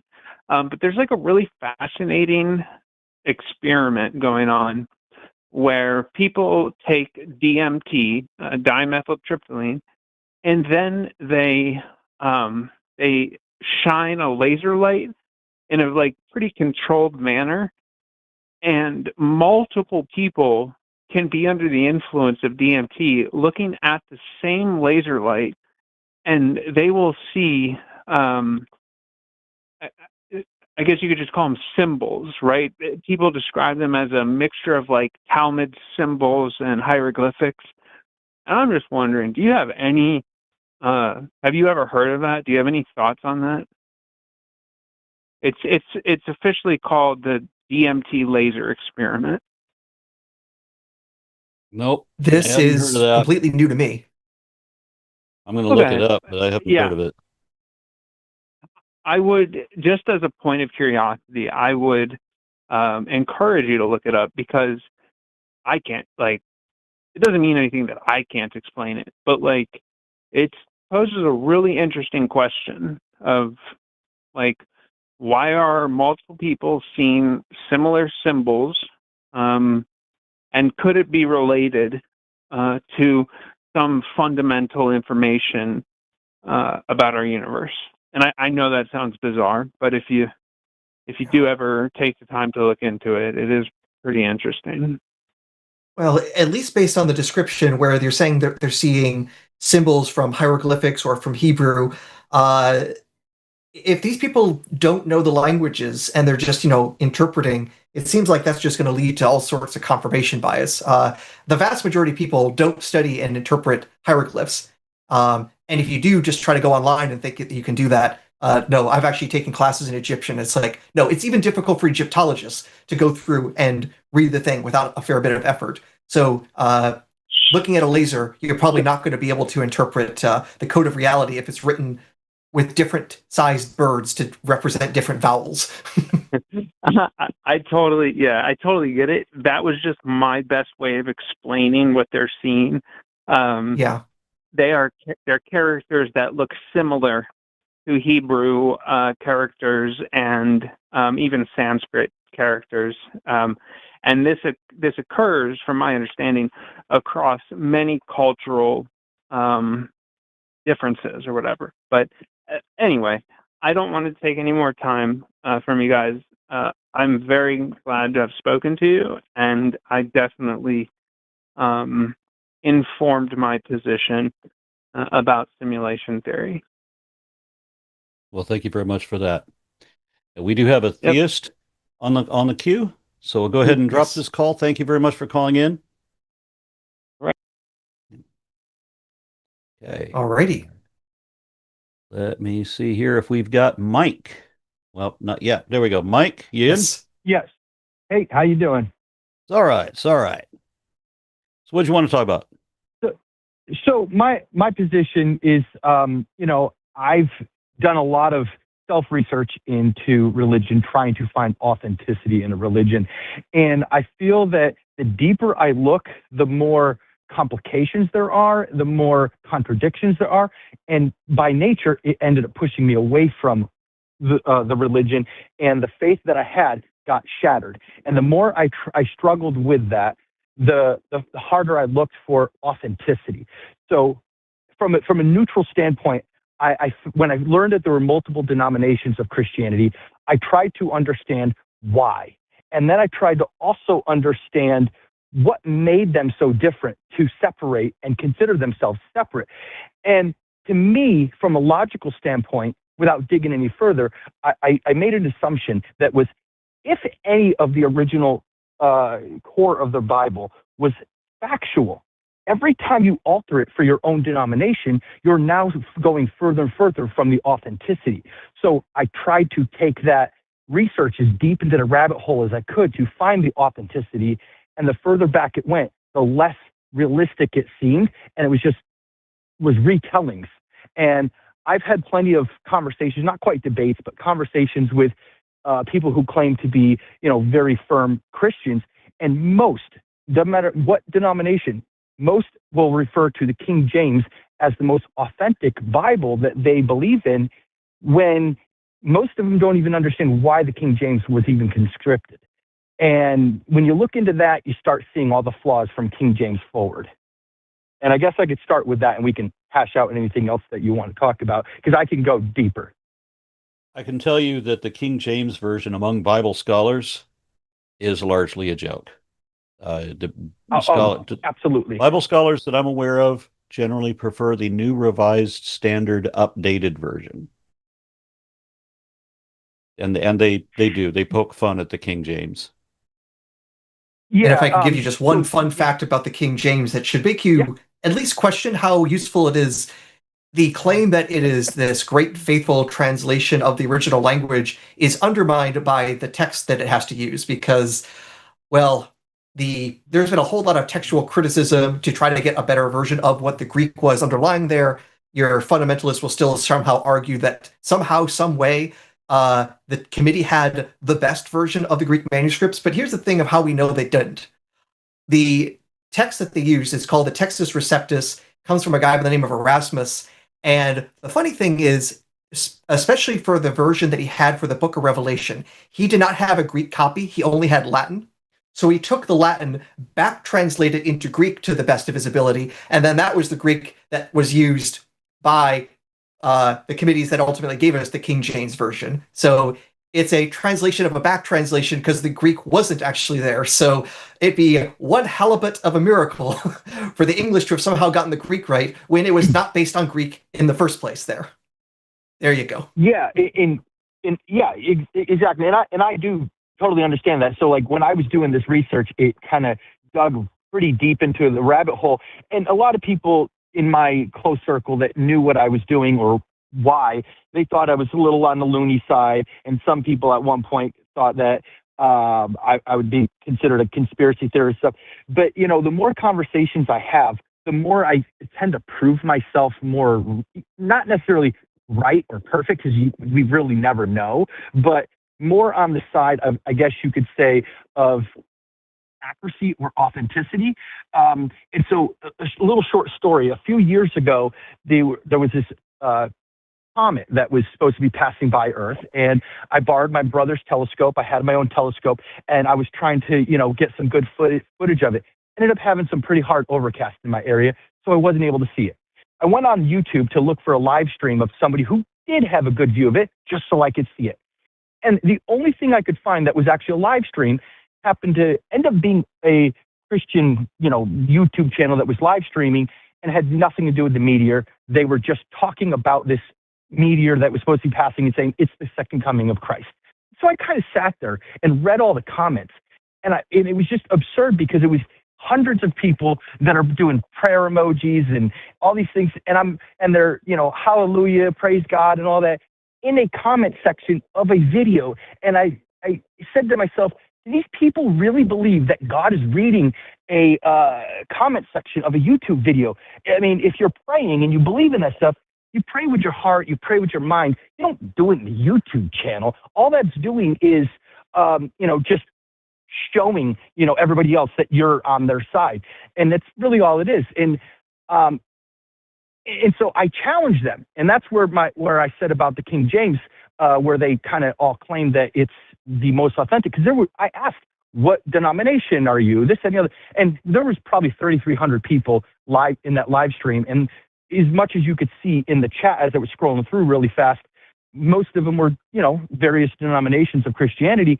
And that's when I asked about the King James Version. And they started cannibalizing themselves once I started throwing in, you know, things that, you know, were different between the different denominations. And they started arguing amongst each other. And the moderator said, you know, don't respond to me anymore, that I'm just a troll. And really, I wasn't trying to be that way. I was trying to ask authentic questions. And we'll say, if a Baptist believes X, Y, Z, and a Catholic believes another thing, you know, then how can you both be true? How can you both be right at the same time? Because if you were, you'd be following the same religion. And there wouldn't be a difference in denomination. And that's kind of where I started to fall away from the faith really heavy.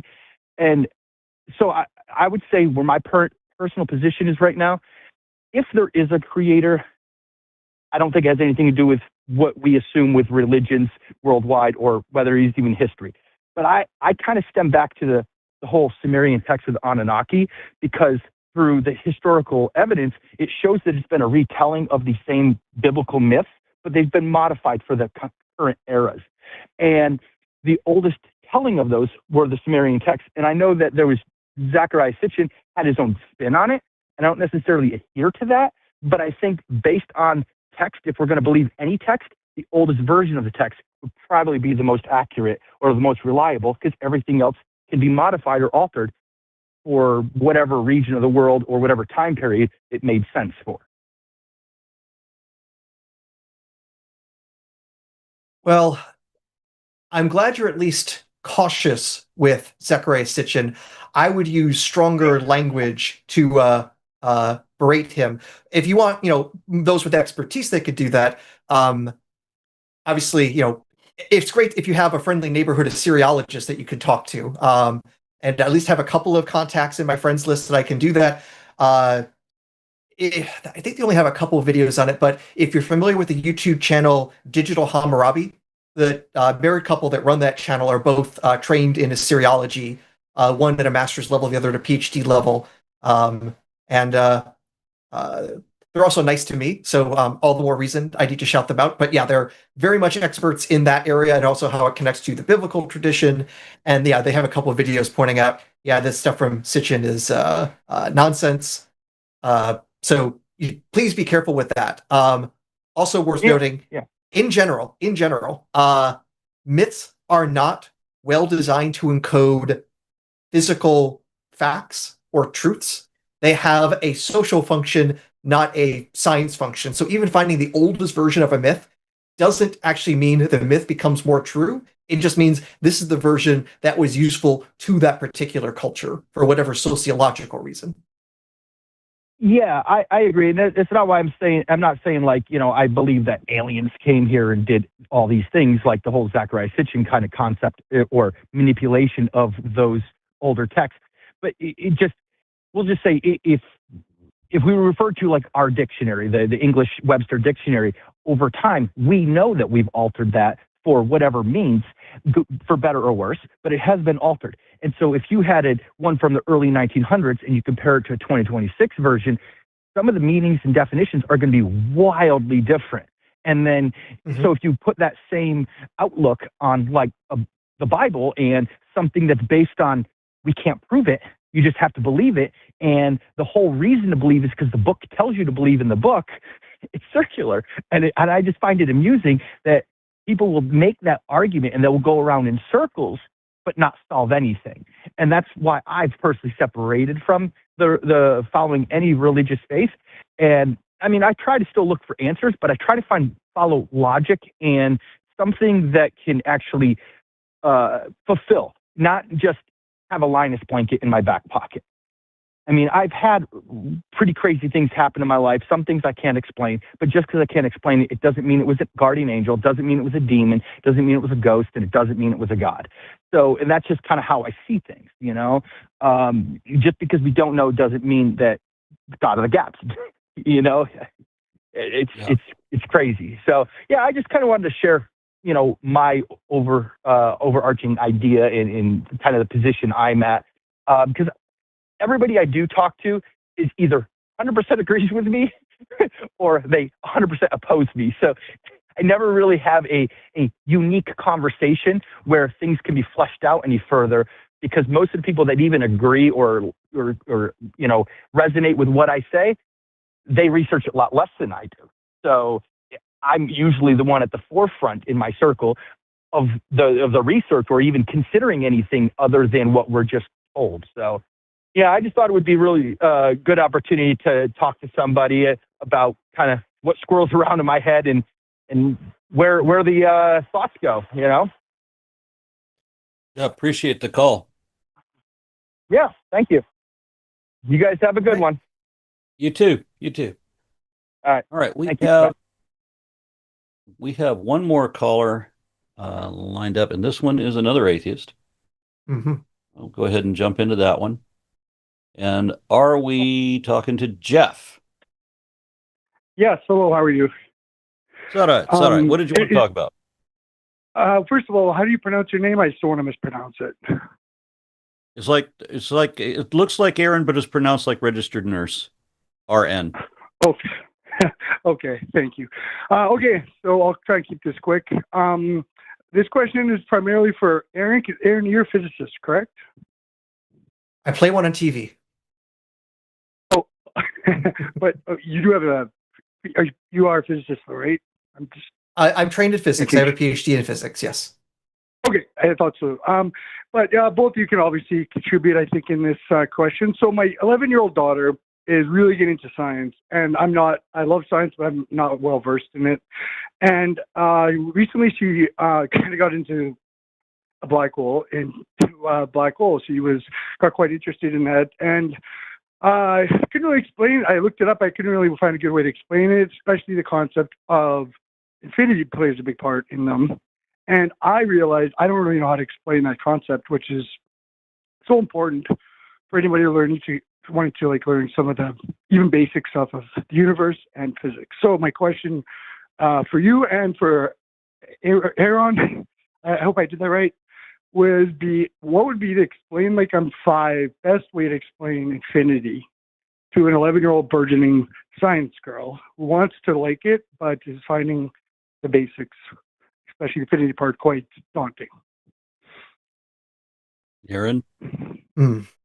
Well, first off, it sounds like you have a wonderful daughter, so I'm happy that you're encouraging this. More math and science for everyone, and especially for the young ones. So how to explain infinity to an 11-year-old. Now, I have to admit, I have not had any opportunity to try to teach things to 11-year-olds, so I don't have experience to show this works. So I'll do my best, though.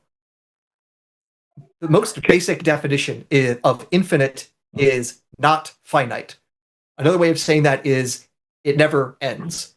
And perhaps the best way to try to imagine that is, imagine you're at a track, a running track that you can go around in a circle. So you can walk around, and every time you go around, it's a quarter mile. And walk around 4 times, you've walked an entire mile.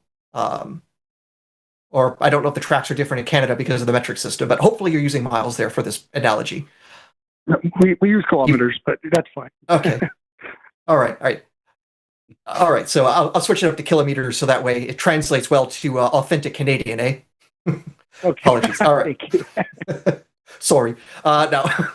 Okay. We actually do have a couple Canadians here on the line as well, so I'm making fun of them as much as anyone else. All right.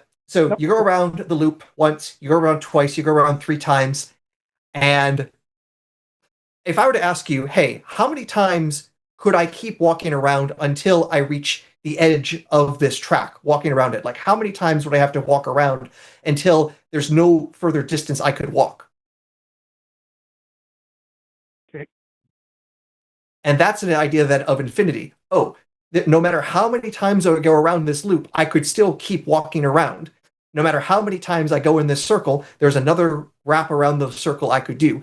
It never ends, that possibility. The only thing that happens is eventually I get tired, I get called to go home and go to bed, anything like that. But there's nothing in principle that says there's only a countable number of times that you can go around. In infinity is saying, well, that's what infinity is. There's no biggest number you could count to. There's no stopping point in going around in a circle.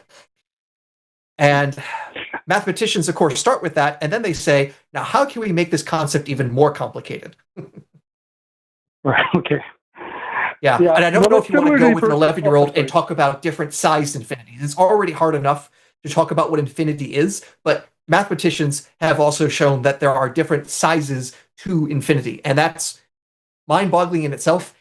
And I probably wouldn't jump there with an 11-year-old until they feel confident about the basics of infinity.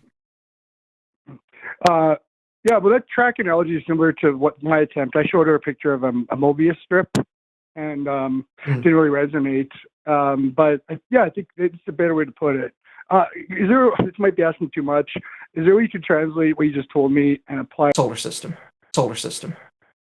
Okay, yes. So I tried to shift her to focus on that because it's way better for a kid to, like, it's an easier jumping off point, right? But if you were to make an attempt to explain infinity like you just did and apply it to, like, let's say black holes, or like the universe is infinite, is there a way I could even do that, or should I just stick to like our solar system and just say that, or save the rest of that stuff for later? I would think fundamentally you would still say the same thing. Like basically with infinity, if the universe is infinite in size, we don't know if that's actually true, but assuming it is, all that it means is basically every step you take away from the Earth, there's another step you could take. There's never any point where you walk away from the Earth and you can't keep going any further away. That's what infinity ultimately means. No matter how far you've gone, there's always more to go. There's no last step. There's no end point to the trip. Okay. Were you? What age were you when you started studying some of the harder parts of astronomy? And were you around her age, or? Well, at that age, I think I remember having like the arguments that kids have of like who can say the biggest number, and then being stupid and say infinity plus 1, and thinking that's actually a coherent statement. So I probably didn't know better about that until high school, not realizing that infinity is not actually a number that you can do arithmetic operations to. And the fact, if I said arithmetic operations to an 11-year-old, I'm pretty sure they would just cock their head and say, "What's wrong with you? Did you just have a stroke? What did you say?" My answer, yeah, maybe blowing this my with brilliance. My explanations. Oh, sorry, go ahead. Yeah, my answer in my brilliance as a child was infinity times a googolplex. Oh. Not realizing I think that it wouldn't matter, that if infinity times a googolplex, still the same as infinity. Oh, yeah. That is also a really good point. It does remind me of another source. I was late to the game in discovering Carl Sagan. When I say late to the game, I only really discovered him after he had died. And I was rather fortunate when I was in high school. I had a co-op job at our local General Motors plant, and the person there was a big astronomy fan, and he had all of Cosmos on VHS. And this was at a time where VHS was that way to actually watch things. DVD wasn't out yet. And he said, "Hey, I hear you really like astronomy. I have all these copies of Cosmos on VHS. I'd love to share it with you." And I watched that and realized, oh, wow, this Carl Sagan guy is awesome. Oh, darn, he's dead. But still, this awesome memory of him here. And he talks about really big numbers. Like, this is where I first heard about the number Google and Googleplex. And also, these numbers are still nothing in comparison to infinity. So that also helps. When you start talking about numbers so big, you don't actually have enough atoms in the universe to write down all the zeros and how big the number is. That, and then you still say, and still this is nothing on the way to getting to infinity. That starts helping you realize how crazy big, quote unquote, infinity is. My dad, one of the first science books he gave me was a Carl Sagan book, and he gave me that in Brief History of Time, and the latter did not resonate with me at all. That Sagan wrote so simply, and I you know what, that's a good starting point for one last question. You'd kill me if I didn't ask you guys this. How would we actually study? Is there a way to currently study black holes, or is it just right now like a future thing we'll worry about? Or is there any technology? Is there any progress there at all? Or as Aron put it, the way you study it is from a distance. Every black hole that we have detected is hundreds, thousands, or more light years away.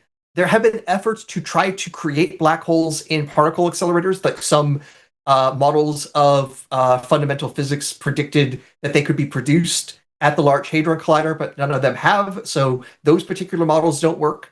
The black holes that we do know exist, we've been able to have strong evidence for them since the 1970s, and more recently, and somewhat famously, we've now been able to actually take pictures of the accretion disks around black holes, even the ones that are in other galaxies, that we basically took radio telescopes on different sides of the Earth, add their signals together that have a resolution of a telescope the size of the Earth itself to image these objects, and it took a gargantuan amount of data to produce these images, and also the images were consistent with what you expected from Einstein's general theory of relativity. So that is some awesome stuff. Literally look up black hole image. I think the first one came out in 2019. I forget the exact year, but something around there was our first images of black holes. But otherwise, yeah, we're detecting their gravitational effects. She looked those up. Oh, I'm sorry. Go ahead. Well, I was just going to say, she actually looked those pictures up and showed them to me. I was totally blown away. Oh, I know what you're talking about. Yeah. It's a monumental effort to create those relatively small images, but they took like trillions of bits of data to produce that JPEG that you see online. I'll tell her that, because she's a little disappointed it didn't offer more, like a real glimpse into it. But I'll tell her all the work it took to get that one thing. Yeah. You know what? You've been very helpful. And Aron, if you want to add anything, you can now. I hope I didn't try to direct you too far in his way, but if not, I can let you guys go. Okay. Well, thank you very much for the call. And I think we've got one other person waiting in the queue. Oh, I don't think so. Nope, you're right. They're gone now. All right, see you guys. Thank you. Good night, Jeff. There was another person listed there just a moment ago. Yeah. Anyway, what do you want to talk about now? We don't have any callers. I invited these people. I went to the No Kings rally in Dallas, and there was they're street preachers down there with their PA systems, because they have to have a bullhorn to yell into your face while they're not listening to you. Oh yeah. And I invited both of these guys to come down or to call in, but I didn't tell them who I am. I didn't tell them what the show is. I said, I'm going to be hosting a call-in show on Monday. You should call in.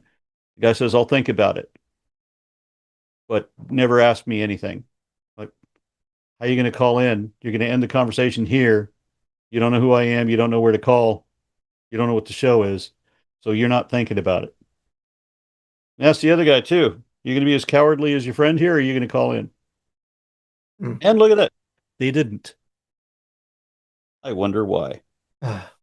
Well, and I believe right now the lines are closed. We could try to see if anyone can sneak in, but I think we're probably exhausted on calls for the night. But since we've been talking so much space stuff, here's an important announcement to make.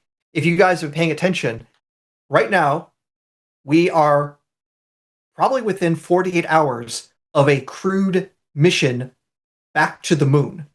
Right now, Artemis 2 is on the launch pad and slated to launch on Wednesday, on April 1st. If all goes according to plan, it's going to be going up and it'll be part of a 10-day mission of going to and returning from orbit around the moon. They're not going to be landing on the moon, but this will be the first time humans have gone around and orbited the moon since the Nixon administration.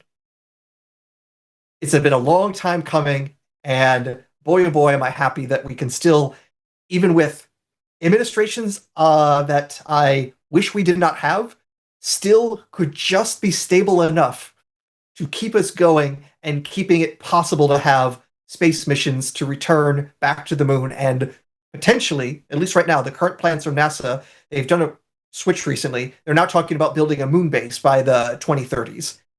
Originally, they were going to have an orbital platform around the moon, then going back and forth between the Earth and that orbiting station. Apparently, they now changed it up and said no more what they call the Lunar Gateway. Now, moon base. Is this going to actually work? I'm not enough of an engineer to say, but it feels like the space age. I'm for it. Well, I thought they were supposed to have this back in 1999. That's what the TV show said.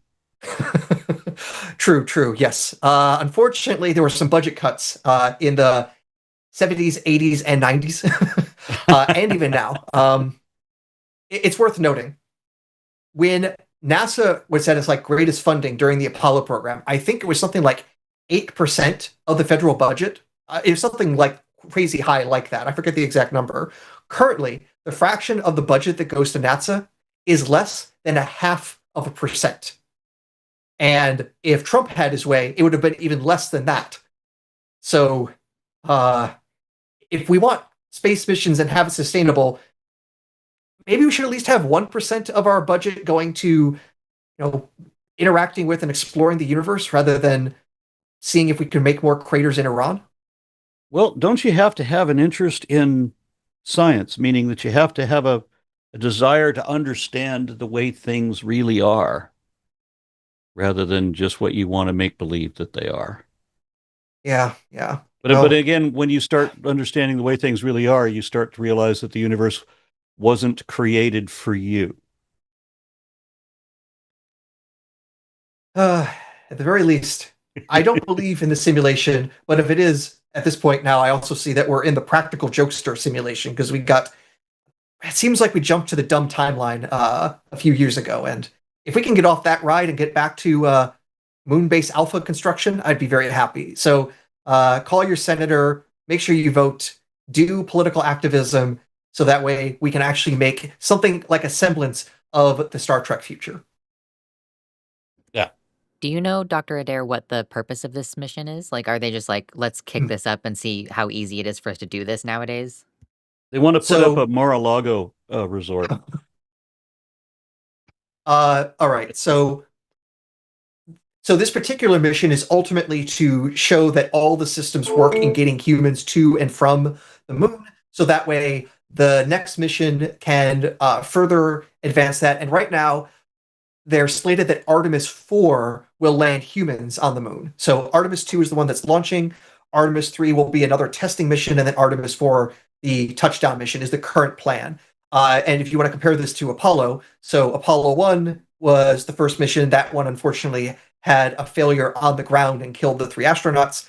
And the final mission that got us to the moon and landed people on the moon was Apollo 11. And you had a bunch of Apollos in between, getting things up, testing things out, and sometimes testing without humans, other times testing with humans, doing docking maneuvers in space, seeing what works, seeing what needs to change, and having as much experience as possible before trying the touchdown. So that's at least the kind of idea going into these moon missions right now. I also know there is supposed to be, SpaceX is going to be part of this process, but right now, all of the things that are being launched by NASA is stuff that these were plans that actually started under the Bush administration, then they got recycled under the Obama administration, and just barely were able to keep crawling through the previous administrations to get to where we are now. It's been a bit of a bureaucratic clusterfuck, but at the moment, right now, the rocket seems ready to go. This will be the second time Artemis launches, the space launch system goes, and if everything is successful, we will have Americans walking on the moon before the end of the decade. Well, that's very exciting. Yeah, it does feel like the space age now, all of a sudden. Yes. And you could also say it's like the space age again, because a lot of the effort is also saying, well, we got to get there before China does, because reasons. China has done a lot to also build up their own space program. Are they going to beat us to the moon and Mars? I don't know. And if we're doing science, does that matter? It's in many ways, it's a matter of national pride. If it's a military thing, it's kind of a weird one. A lot of the reasons for going to the moon back in the 60s was ultimately to beat those commie bastards. And once we won, then we stopped caring. And now we're saying, oh, the commie bastards are back again. But now they speak a different Asian language. So now we have to win again. At least I think that's a lot of the thought process, unfortunately. I'll take it. Ooh, super chat time. Yeah, he's done all the talking today because everybody has a space question. That was frustrating for me. Nobody wants to talk about evolution today. Well, now you can talk about witches. What that keeps it was on screen and then it went off. Yeah, you have to right click it and click pin, and then it'll stop switching it around. Okay. That is not where that needs to be. Okay. All right, so $5 from Julius Scala, 3979.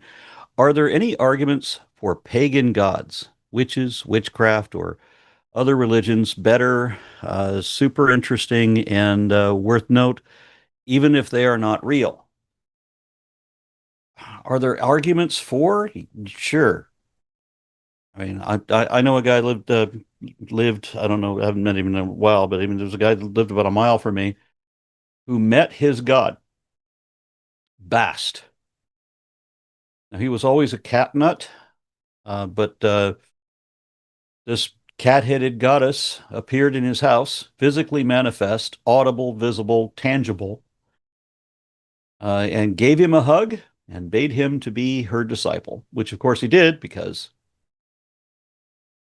a chick shows up in your house, just appears out of nothing, and she's got the head of a cat, tells you to worship her. What do you do? That's a personal relationship.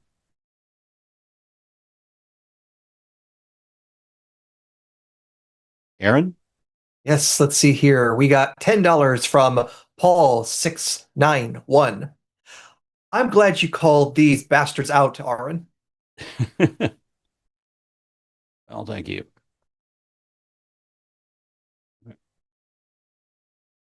I cannot get this. The screen keeps changing for me, and I don't know why. It was good all the way through the show until now. Now it keeps changing size. All right. And I can't get the screen to show up the way I need to read it, or whatever. I'll go ahead and read this one for now. We got $9.99 from Balthazar229. The most puzzling element is Valvian. It's had 2 half-lives so far, but we're still waiting on the 3rd half-life with no indication of when it will occur or ability to predict it. A good video game joke. Yes. I don't know how much longer we have to wait until the 3rd half-life comes out. I have to admit, I have not played the game, but I will argue that I'm still a better physicist than Friedman from that game, because I'm at least an actual 3-dimensional PhD physicist rather than whatever he does. All right, then we got $5. Well, I'd already read that one. I finally managed to pull it up and keep the screen where it needs to be. I don't know why it kept shifting before. This is just another, she already did a different one earlier, but this is a new one. Okay, $5 from Julia Scalia, 3979. Is there ever a situation where a false idea is more beneficial than a truth that is hurtful? Also, can you explain determinism? Do you have a choice? Okay, well, that second one's going to be a little awkward.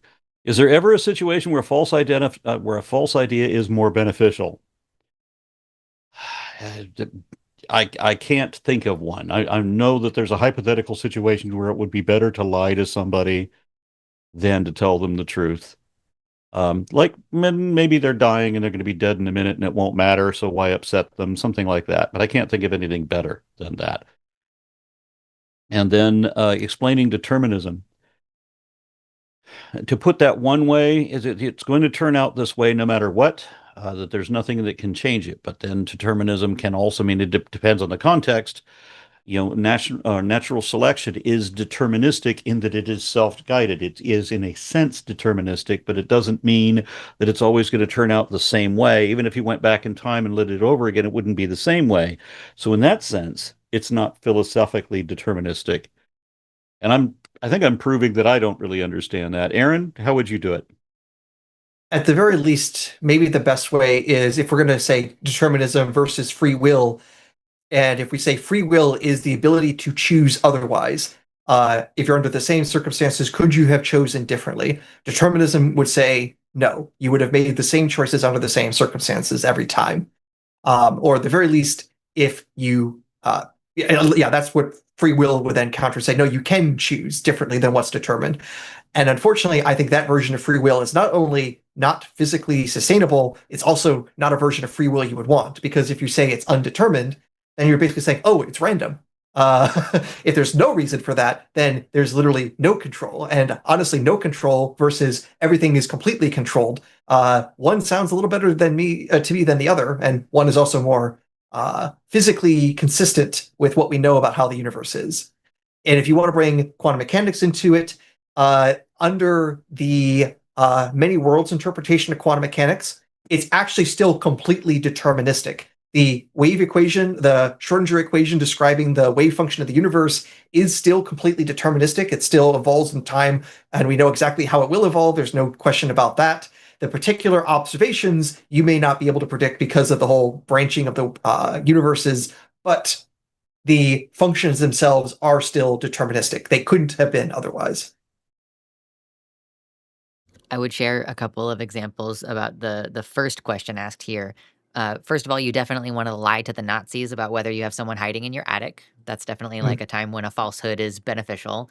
And also, if your toddler has a really loud toy that you got mad and went Office Space all over, it's probably better to tell them like, oh, the toy went to sleep, rather than explaining that you destroyed it. Your dog lives on a farm upstate. How well does that work if you live in northern Maine? This one's They went yours. to Canada Land. The dog's happy now. It has healthcare. Okay. $49.99 from Infidel 83476. Howard the Duck made more sense than this Howard, biologically. I have to ask, which Howard the Duck? There are now two Howard the Ducks in movies. Well, they didn't get into the storyline for the new one. So they got to be talking about the one from the 80s. So $49.99 from Billy Cypress. No idea what Howard is talking about, but thank you both for all you do. I always enjoy listening to you both. That was a crazy bit of arguing, but and that's why I couldn't believe him. I have a hard time understanding how people can think the way he does and be sincere. It boggles my mind. What doesn't boggle my mind is getting an awesome super chat of $5 from Coffee Mom. Rapid expansion that stopped sounds like cleavage in meiotic cell division. Are we all just tiny bacteria-like creatures inside a gigantic life form? Yeah, somebody asked me today, do you really believe that we're just worm food, that we're born just to die? And I said, well, the entire point of life is that middle bit that you just skipped over. $5 from Joshua Everett, 9887. Dr. Adair, what was/is the rate of universal expansion, center to furthest edge, at any time greater than the speed of light? So when you look at the expansion rate of the universe, the thing that you'll usually look up is something called the Hubble constant. And what it is basically what is the rate of expansion for an object so far away. And it'll usually be given in something like kilometers per second per megaparsec. And a megaparsec is a parsec but bigger. What's a parsec? It's a astronomical distance. It works out to about 3-ish light years. And so a megaparsec is on the order of over 3 million light years. So saying an object a megaparsec away will on average have a recession rate away from you at something like 70 kilometers per second. But that means an object twice as far away will be moving away from you at twice the speed, and so on. So indeed, according to our cosmology, yes, if you are far enough away from the Earth, the universe will be expanding away faster than the speed of light. Objects that far away are we call the cosmic horizon, and beyond that point, no signal can reach us. So if there are aliens in that part of the universe on the other side of the cosmic horizon, we will never be able to talk to them because literally the universe will be expanding away from each other. Those parts of the universe will be expanding away from each other faster than a signal could ever reach. So they could be heading for us in their fastest spaceship, and we can be heading for them in ours, and it won't make any difference because space is expanding too fast. Yep. I remember seeing Kent Hovind getting really confused about this when he was talking about how stupid scientists are. Because he said that the scientists corrected him. It's not that the planets are that the galaxies are getting farther apart. It's that the space between them is expanding. And he thought that was another way of saying the same thing and that scientists were too stupid to know what they were talking about. Yep. I had a pleasant smile at realizing how stupid he is. I feel like, to be fair, the concept of space is weird. When you learn that space is like a physical thing that is there, it's like, kind of doesn't make sense initially, but you just kind of have to like roll with it. Yeah, but I think from what I can tell, Ken Hovind has on purpose done his best to not learn a new thing in 50 years. So it's not even worth trying to explain it to him because he will refuse to be taught. Then we have $10 from Arcane Goat 2024. The sun refills with helium every night, which lets it float up to the horizon and across the sky each day. It's obvious when you think about it. That also makes sense because when the sun rises up early in the morning, you can hear it has a really high-pitched voice, and then throughout the day it gets deeper and deeper and deeper as it's losing helium. Okay. I'm going to read all of these. I'm going to read all of these because you know why? Because everybody had space questions for you. Nobody had any evolution or even scriptural. Well, they wouldn't touch the scriptural with me. They told me that I couldn't come up with any, and then I have a list of them ready to read. But no, we're not going to have that. So this is my time. Very well. £5 from Barbara Barrett 07. Faith that will not accept facts is just fanaticism. I think I agree. $10 from Her Ladyship 1800. I like that. Something tells me that Howard was popular this evening. Howard may have been trolling specifically so as to draw more traffic to his own online content.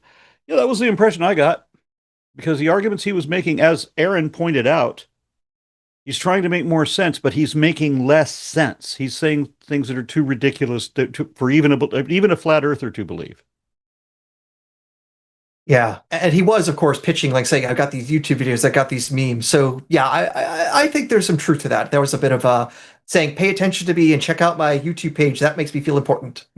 Then $5 from Paul, 691, says, can we send the mango muskrat and put and put him on the dark side of the moon permanently? No, for multiple reasons, and most importantly, for scientific reasons. There is not a dark side of the moon. There is a far side of the moon that we can never see, but every part of the moon will go through phases. The best you could do if you really wanted to put someone or something in permanent darkness on the moon, if you go to the craters at the poles, those are deep enough such that there'll be parts that'll be in permanent shadow. So if you want to do that and call that the phantom zone, you could do that. And then, oh, that was it. Okay, well, I wish that these people that I invite every time I'm going to be doing the show, I invite these hostile believers who insist that they could destroy me if they would just, give me an opportunity to debate with them. Okay, let's do it. But they always want to be on stage. Like with a moderator or something. Well, no, that's not. Who's going to come and see you? Who's going to pay ticket prices to come see you? Yeah, but they don't call in. Funny thing that. Oh yeah. Now, I would have thought that if you sincerely believe your position and you're gonna go on about how the truth matters, then you would want to test that, right? You want to make sure that you're correct, right? But no, it seems that only I want to do that. The believers don't. Much of this, unfortunately, is arguing not with reasons, but the shibboleth that they have that shows that they're part of the in-group. And we're not in the in-group. And unfortunately, they're not advertising themselves well. And fortunately, they seem to be losing ground when it comes to this long-term. Even now, they have to start lying about how their religions are growing and finding out. Actually, the only study that you pointed to that shows that, they've actually had to retract it. I don't know if you saw this, but it was like in the UK, there was this YouGov study that was coming out and saying, oh, it looks like young people are coming back to religion. And they recently basically came out and finally said, actually, the methodology of this was flawed. It's inconsistent with other results we've done. Now we have to backtrack it. And what do religious people in the UK are doing and saying, well, just because now this is wrong doesn't mean it's true. Yep. It's pretty darn ridiculous. So yeah, we I think can win this long term. We just have to keep the fight up for another 4,000 years. Excellent. All right. I guess that's it. Good night, everybody. Thank you all for showing up. Patrons, thank you. Go to patreon.com/calltheline to support the show. Support our crew and our mods and our screeners. The reasons that Aron and I can do anything half decently. Thank you guys so much.